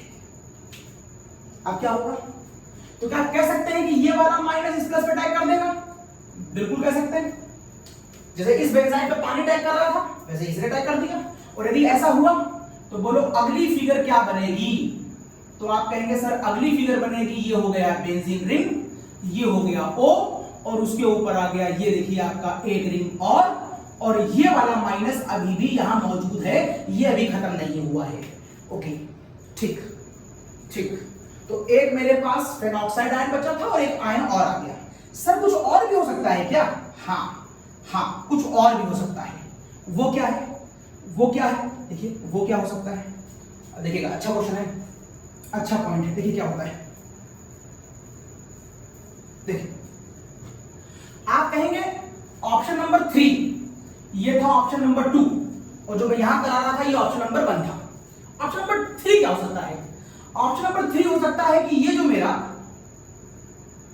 फेनॉक्साइड आयन था, ये सोडियम फेनॉक्साइड आयन, ये रेजोनेंस भी दिखा सकता है, और रेजोनेंस दिखाने के बाद अटैक करे। कैसे, अगर ये वाला माइनस यहां से यहां चला जाए तो रेजोनेंस की वजह से ये वाली बॉन्ड यहां से यहां और ये वाली बॉन्ड यहां से यहां जा सकती है, जहां पर एक H पहले से अवेलेबल है, हर जगह अवेलेबल है, यहां पर दिखा दिया। तो क्या इस डायग्राम का एक रूप बदल करके ऐसे भी आ सकता है, तो क्या इस डायग्राम का एक रूप बदल के ऐसे भी आ सकता है, इज समथिंग दिस, कि यहां पर माइनस आ गया, ये H आ गया, ये बॉन्ड डबल हो गई, यहां पर डबल हो गया, यहां डबल हो गया। देखो क्या ये मॉलिक्यूल रीअरेंज करके ऐसा बन सकता है, हाँ बन सकता है। अगर ये बन गया तो हो सकता है जहां बेंजाइन पर पहले पानी अटैक कर रहा था, कुछ देर के बाद बेंजाइन के ऊपर फेनॉक्साइड अटैक किया था, हो सकता है बेंजाइन के ऊपर ये वाला मॉलिक्यूल अटैक कर रहा हो, ठीक है।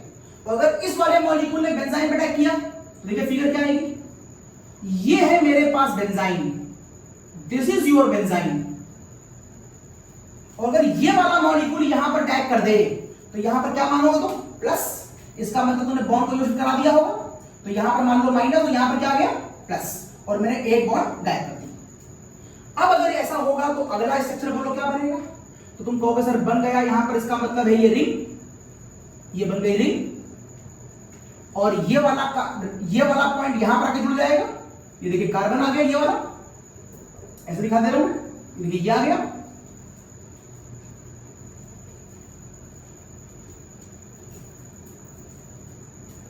और यहां पर फिगर आ गई है कुछ ऐसे, ये डबल बॉन्ड, ये डबल बॉन्ड, और यहां पर ये डबल बॉन्ड, और ये फिगर आ गई आपकी H, और कुछ ये निगेटिव अभी भी यहां पर रह गया होगा।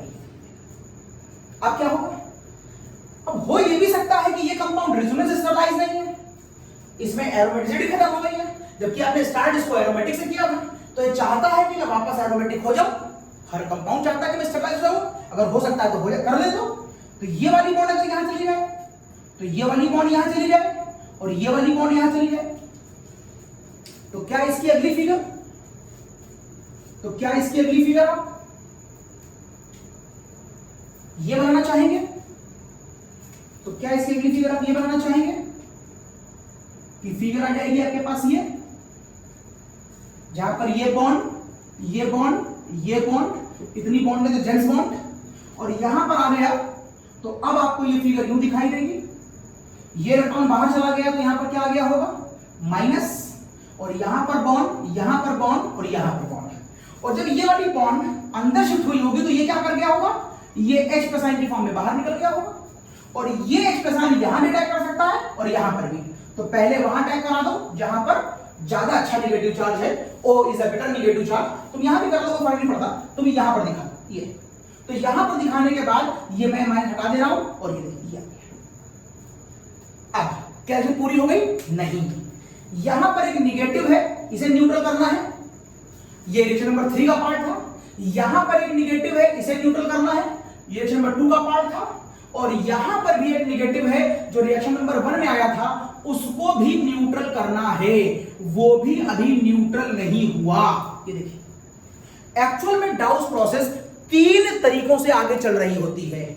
स्टेप नंबर 1 जिसमें फेनॉक्साइड आयन, स्टेप नंबर 2 जिसमें ये बनता है, इसका नाम है डाइफिनाइल, और ये बेसिकली ईथर है, ROR, डाइफिनाइल ईथर, और ये बन रहा है डाइफिनाइल एल्कोहल, और यहां बनता है डाइफिनाइल एल्कोहल। आपके सिलेबस में खाली वो आपको एक ही स्टेप पढ़ा रहे हैं, और ये क्वेश्चन कंपटीशन में आएगा ऐसे कि बताओ इसमें क्या क्या बनता है। तो फिनॉल सबको मालूम होगा, लेकिन डाइफिनाइल ईथर और डाइफिनाइल एल्कोहल केवल आपको मालूम होगा। तो ये एक अच्छा पॉइंट है, लेकिन मैं अब इसको समराइज करता हूं, इस पूरी घटना को। एकेडमी की बात बहुत पहले खत्म हो गई थी, ये सारा ज्ञान कंपटीशन वाले बच्चों के लिए है। तो चलिए इसको समराइज करते हैं पूरी इस घटना को। तो अब कंपटीशन में क्वेश्चन ये ऐसे आया कि बताइए क्या होता है जब इस फिनॉल की रिएक्शन NaOH के साथ 623 केल्विन और 300 एटमॉस्फेरिक पर कराई जाती है। एक्वस मतलब पानी अंडरस्टूड है, और बाद में दूसरे मीडियम में एसिडिक लगाया जाता है। एसिडिक का क्या यूज है भी आपको मालूम चलेगा, अभी बात पूरी नहीं हुई। तो जैसे ही आप ये देखेंगे आप समझ जाएंगे कि सर यहां पर एक नहीं 3 आंसर आते हैं। सर एक आंसर तो सोडियम फेनॉक्साइड आता है, ये एक आंसर सोडियम फेनॉक्साइड आता है, एक आंसर यहां पर सोडियम में हटा दिया है, आप सोडियम दिखाओ तो देखो पानी में डिसॉल्व होगा, एक आंसर फेनॉक्साइड आता है। सर दूसरा आंसर यहां पर डाइफिनाइल ईथर आता है, this is your second answer, जो कुछ आपको यूं दिखाई दे रहा है, it is your diphenyl ether. Sir तीसरा आंसर यहां पर डाइफिनाइल एल्कोहल आता है, जो आपको यूं दिखाई दे रहा होगा, जिसका नेगेटिव आपको ये दिख रहा है। एकेडमिक लेवल पर खाली आपको ये पढ़ना है, कंपटीशन लेवल पे तीनों संभावनाएं पढ़नी है। अब एकेडमिक लेवल हो या कंपटीशन लेवल हो, पहले स्टेप में आपने खाली ये कराया था, सभी पर निगेटिव कहीं ना कहीं अभी आपको परेशान कर रहा है। इन निगेटिव को ही खत्म करने के लिए सेकंड स्टेप में हम क्या डाल देते हैं? एसिड डालते हैं। तो डाउस प्रोसेस के सेकंड स्टेप में एसिड क्यों डालते हैं ये अब मालूम चला हमको। तो बोलो अब क्या बना? अब आप कहेंगे कि ये बन जाएगा, बोलो क्या? ये बन जाएगा न्यूट्रल फिनॉल। यहीं पे बना दे रहा हूं, आगे नहीं बना दे रहा हूं। ये H यहां पर भी आ जाएगा, यही H यहां चला जाएगा और यही H यहां चला जाएगा और आपके कंपाउंड न्यूट्रल फॉर्म में कन्वर्ट हो गए। मींस डाउस प्रोसेस में एक नहीं 3 आंसर आते हैं। ये है शॉकिंग न्यूज आपके लिए, ये है शॉकिंग न्यूज आपके लिए। ओके, तो ये बात मैंने आपको डाउस की कराई। तो डाउस की प्रोसेस की बात पूरी हो गई। पहले स्टेप में NaOH, वहीं पर बात करेंगे वाटर की, उसके बाद हम लगाएंगे एसिडिक मीडियम।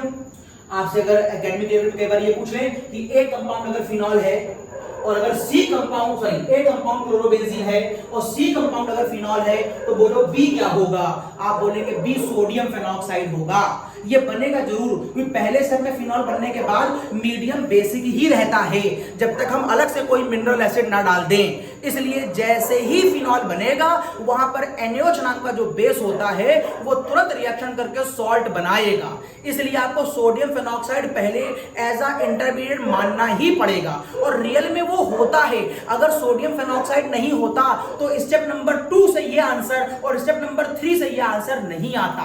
तो आप समझिए, ये बहुत अच्छा कॉन्सेप्ट बताया मैंने आपको, इसको बार बार देखिएगा, कंपटीशन के लिए बहुत अच्छा बताया। एकेडमिक वालों की बात तो मैंने आपसे पहले खत्म कर दी थी।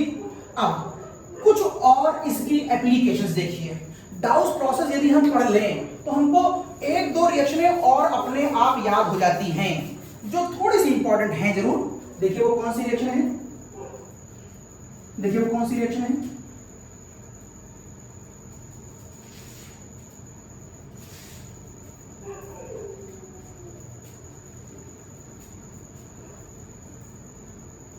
देखिए अगर वो पूछ ले कि जैसे आपने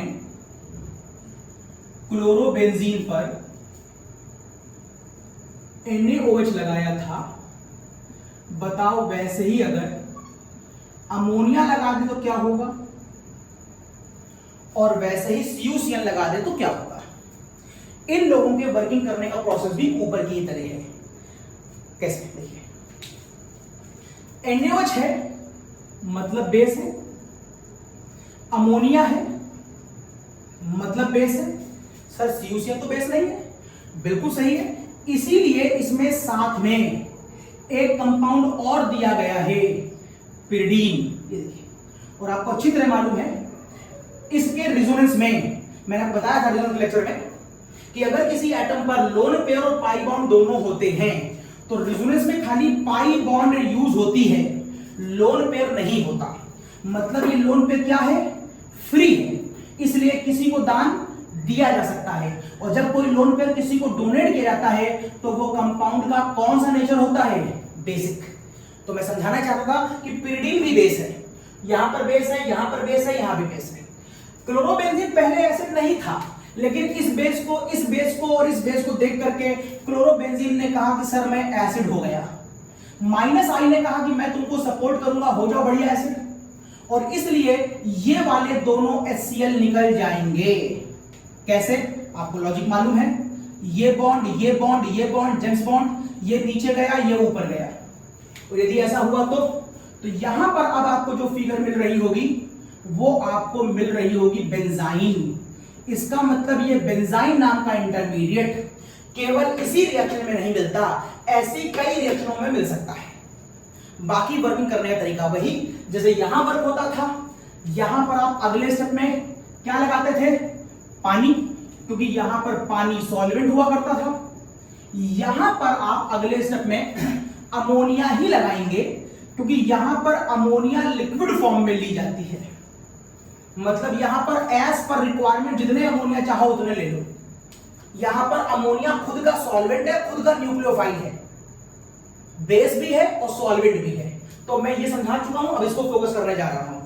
देखिए ये रिएक्शन यहां से लेकर यहां तक किसकी वजह से आई, अमोनिया की वजह से आई। ये HCl निकल गया जो अमोनिया से मिलकर मान लो NH4Cl बना ले गया, एक अमोनिया चला गया, मैं लिख दे रहा हूं, मान लो ये दोनों मिलकर ये बना लिया अमोनिया और HCl, एक अमोनिया और एक HCl, मान लो कि NH4Cl बना ले गया किनारे को। अब क्या बचा, एक अमोनिया। ये देखिए एक अमोनिया अभी बचा हुआ है, हैवी का लोन पेयर, और आपको अच्छी तरह मालूम है यहां पर कोई सपोर्ट नहीं है, तो जहां चाहो वहां अटैक करा दो। तो मान लो मैंने इसका अटैक इधर करा दिया, तो यहां पर क्या आएगा, माइनस, और यहां पर क्या आएगा, प्लस। और यदि ऐसा हुआ तो मैं यहीं से कर दे रहा हूं, ये वाली बॉन्ड यहां से हटा दो, एक बॉन्ड शिफ्ट कर दी आपने, एक बॉन्ड शिफ्ट कर दी, तो ये अब फिगर यूं आ गई। तो ये वाला लोन पर कहां अटैक करेगा, प्लस पर।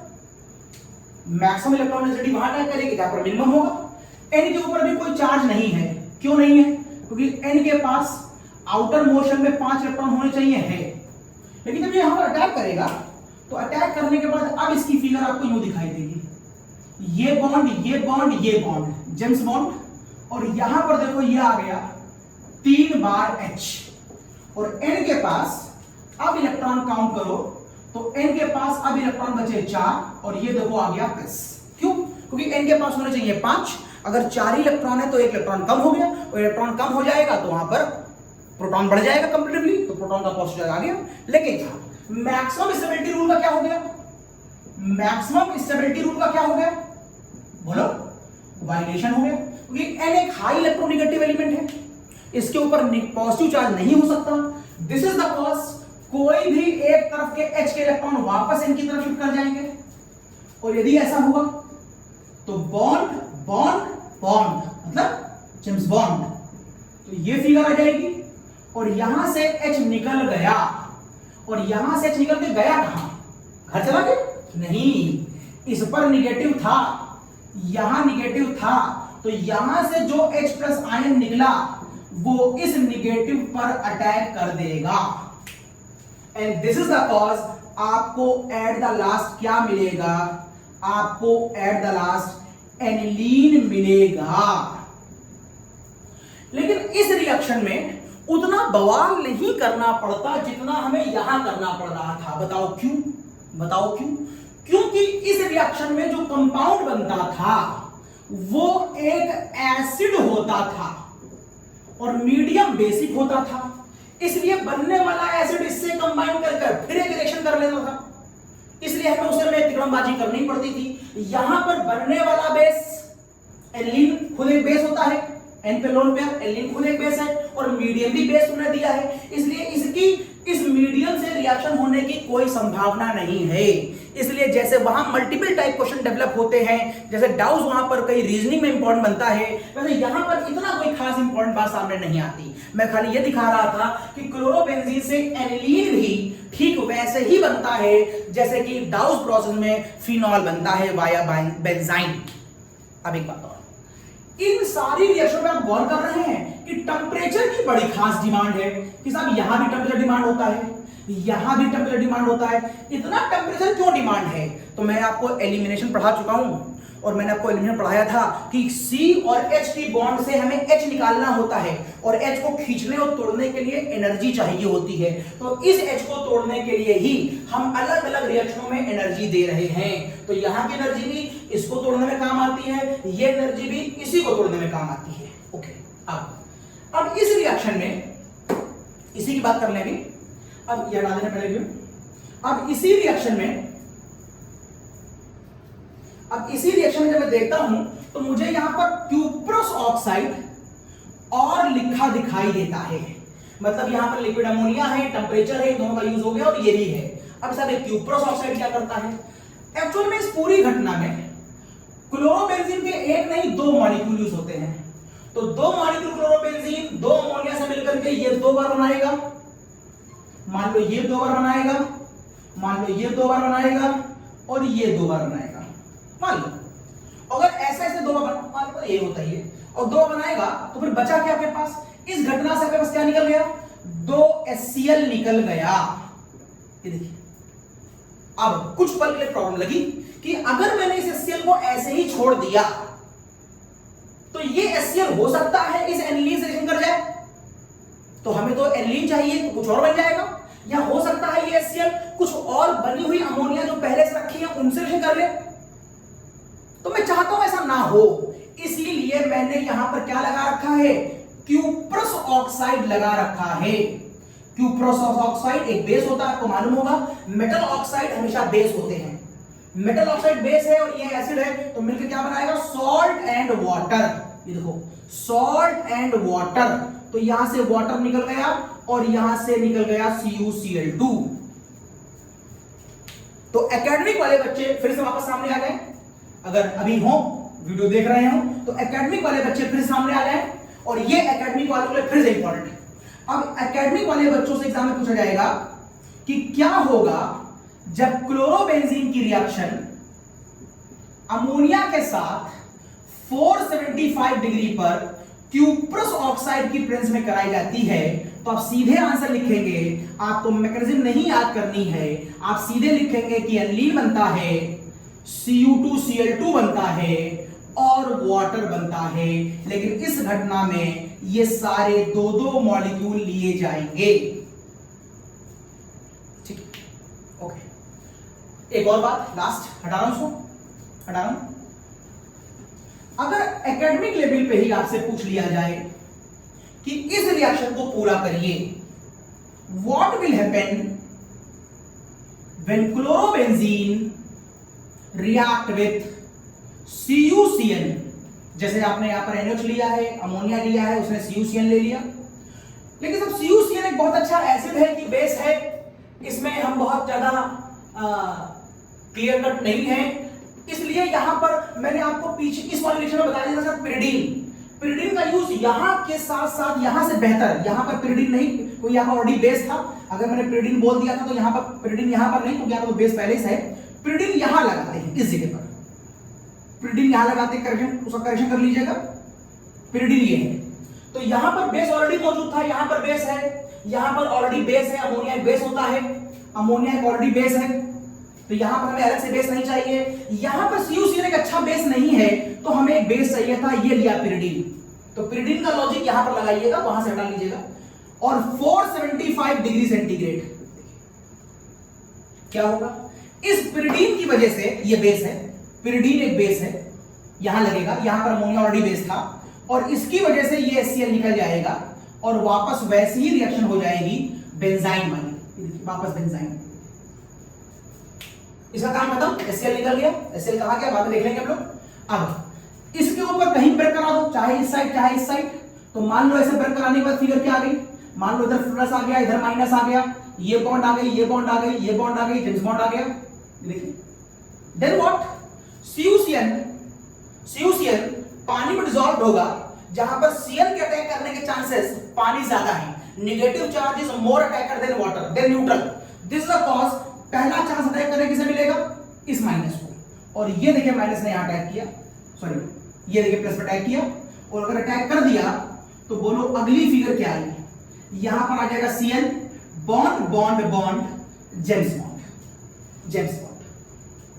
अब क्या होगा, अब इस निगेटिव खत्म कैसे करोगे, अभी मैंने तुमसे थोड़ी देर पहले कहा था HCl निकला है और वो बर्तन में टहल रहा होगा, इससे निकला हुआ H+ आयन अब इसको न्यूट्रल करेगा, इसलिए हम अलग से इसके अंदर कोई एसिड नहीं डालते, यही H यहां पर यूज कर लेते हैं, तो ये न्यूट्रल हो गया, ये बन गया साइनोबेंजीन, ये बन गया साइनोबेंजीन। यहां पर क्या बचा, Cl बचा, यहां से क्या बचा था, कॉपर, Cl यूज हो गया था, कॉपर, यहां से बचा कॉपर, यहां से बचा Cl, तो बोलो ये क्यूप्रस क्लोराइड नहीं बना देगा, यस।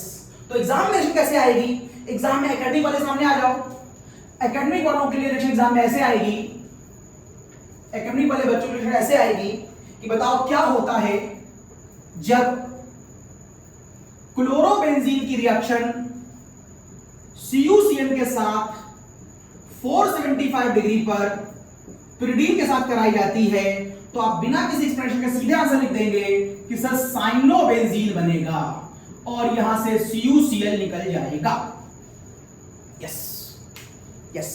शायद आखिरी का एक दो पॉइंट और एकदम एंड पर है, एकदम लोग हटा रहा हूं उसको, बस एकदम एंड पर, एकदम लास्ट।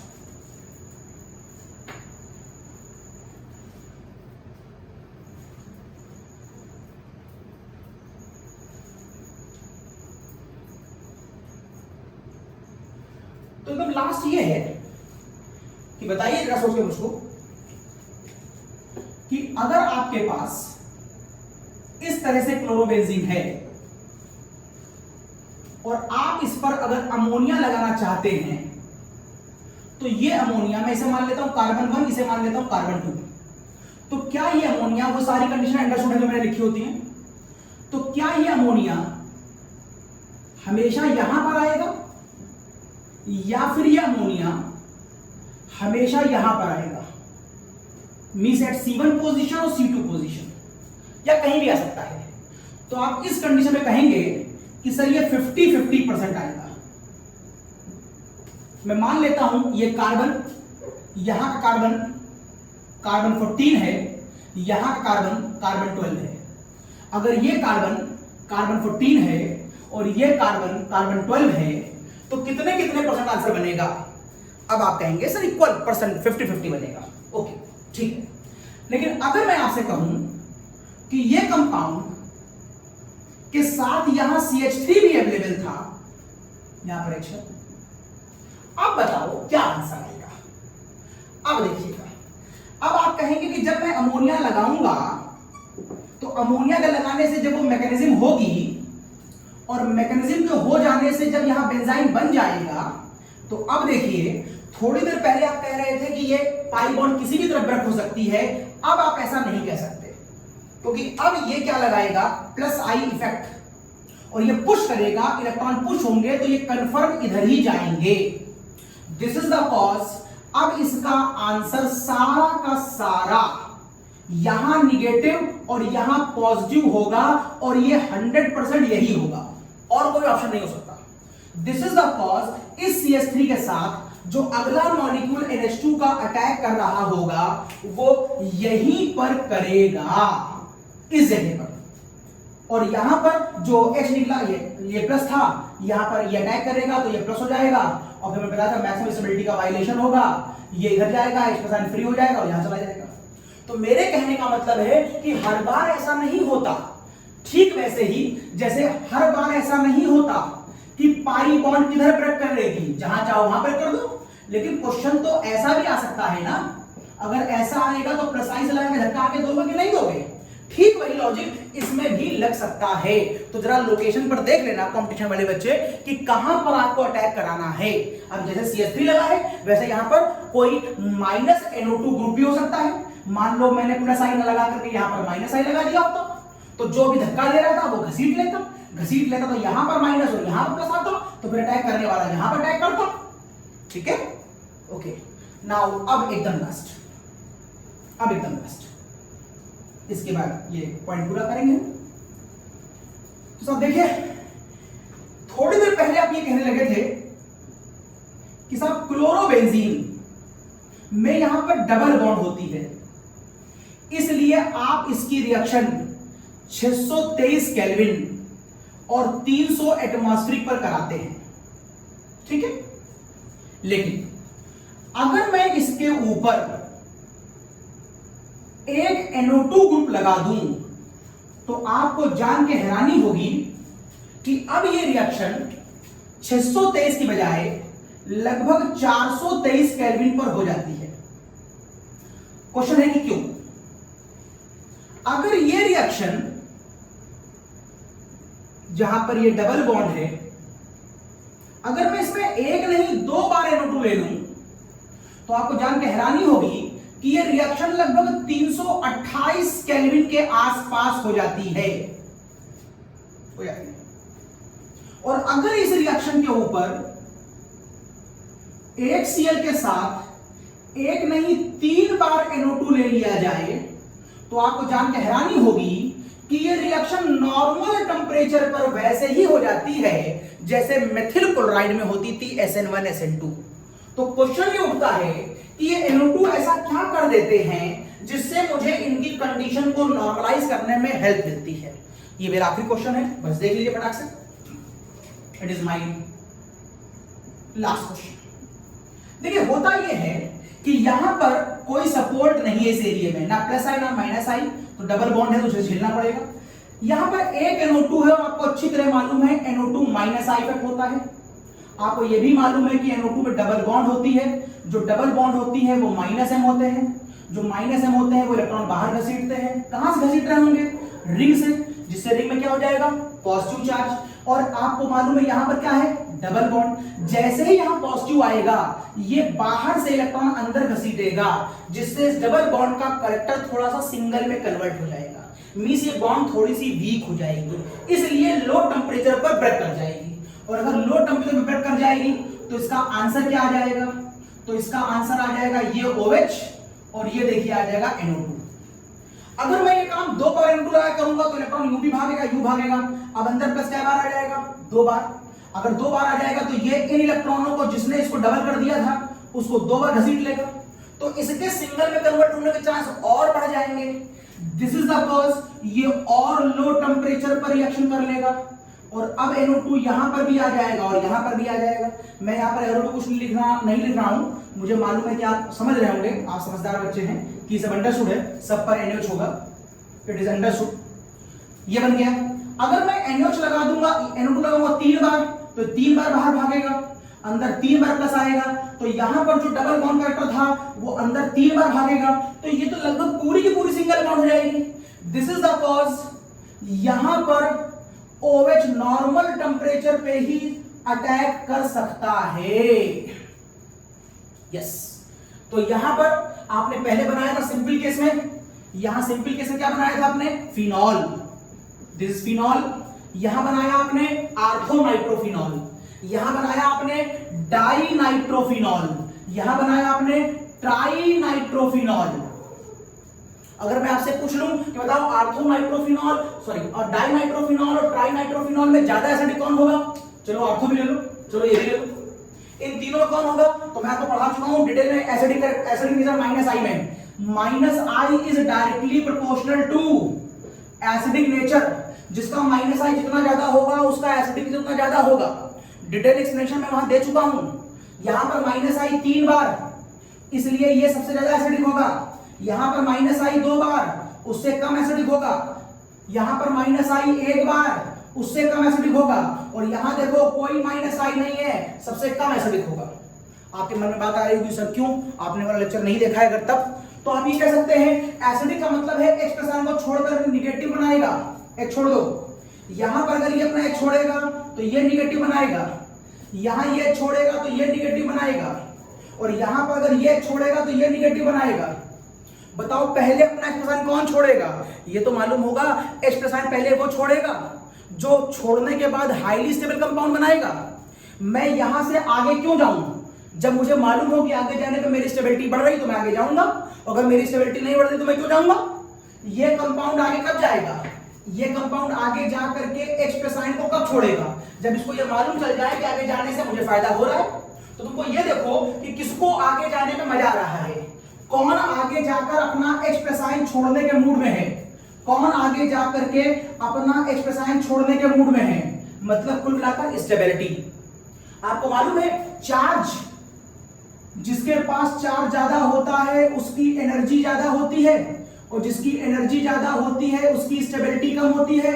मैंने बताया था आपको, एक छोटा सा बच्चा इसकी एनर्जी बहुत ज्यादा होती है, और एक बड़े बुजुर्ग आदमी जिनकी एनर्जी बहुत कम होती है।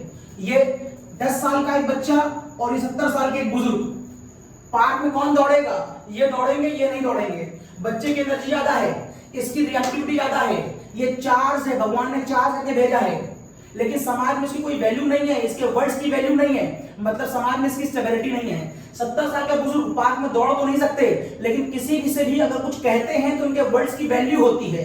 मींस बुजुर्ग में चार्ज कम, एनर्जी कम, लेकिन स्टेबिलिटी ज्यादा। जो समान जीवन की केमिस्ट्री हो यहां पर लगा दो, जरा चार्ज करो, माइनस आई माइनस, ये भी माइनस आई माइनस आई माइनस आई। अगर ये सब लोग इलेक्ट्रॉन घसीटेंगे तो यहां से इलेक्ट्रॉन चार्ज लगातार क्या हो जाएगा? छोटा हो जाएगा। क्योंकि जब तुम अंदर से घसीटोगे तो ये चार्ज यहां भाग जाएगा, और चार्ज जब यहां भागेगा तो यहां चार्ज छोटा हो जाएगा। यहां पर ये काम तुम कै बार करोगे? 2 बार। तो यहां से चार्ज 2 बार घसीटा जाएगा, लिहाजा ये चार्ज 2 बार छोटा हो जाएगा। यहां से कै बार घसीटा जाएगा? 1 बार, तो ये 1 बार छोटा हो जाएगा। यहां से कै बार घसीटा जाएगा? 1 बार भी नहीं, तो जितना बड़ा चार्ज है उतना ही बड़ा रहेगा। यहां पर चार्ज छोटा हुआ ना बड़ा होगा, यहां 1 बार छोटा हुआ, यहां पर 2 बार छोटा हुआ, यहां पर 3 बार छोटा हुआ। बताओ चार्ज सबसे कम कहां पर है, कहां सबसे छोटा है? यहां से छोटा। जहां चार्ज छोटा उसकी रिएक्टिविटी कम, जहां चार्ज छोटा उसकी एनर्जी कम, उसकी एनर्जी कम तो उसकी स्टेबिलिटी ज्यादा। मतलब ये जानता है कि H छोड़ने के बाद हम बहुत हाईली स्टेबल हो जाएंगे। दिस इज द कॉज ये अपना सबसे पहले छोड़ेगा, इसलिए मैं कह रहा था ये मैक्सिमम एसिडिक होगा। और इसको मालूम है कि H छोड़ने में जो खास फायदा नहीं है, इसलिए ये अपना H जल्दी नहीं छोड़ेगा। तो अगर मैं नंबरिंग कर दूं कि ये 1 है और ये 2 है और ये 3 है और ये 4 है, तो बोलो सबसे हाई एसिडिक कौन होगा? सबसे पहले 4 होगा, फिर 3 होगा, फिर 2 होगा, फिर 1 होगा। That's all. ये बात मेरी पूरी होती है डाउट्स पर। कोई प्रॉब्लम, कोई चीज रह गई हो, कोई कंफ्यूजन हो तो चैट बॉक्स में मुझसे पूछिएगा। और कल पढ़ाऊंगा, अगले लेक्चर में आपको दूंगा रीमन टीमन के ऊपर बात करूंगा नेक्स्ट लेक्चर में, और बात करूंगा एस्टिफिकेशन पर, और बात करूंगा आपके ऊपर डाउस प्रोसेस तो हो गया, कोल्बे प्रोसेस, तो जितनी भी फिनॉल से रिलेटेड इंपॉर्टेंट रिएक्शनें हैं नेम्ड, उनको पहले खत्म करूंगा। फिर मिलते हैं अगले लेक्चर में, तब तक के लिए बाय।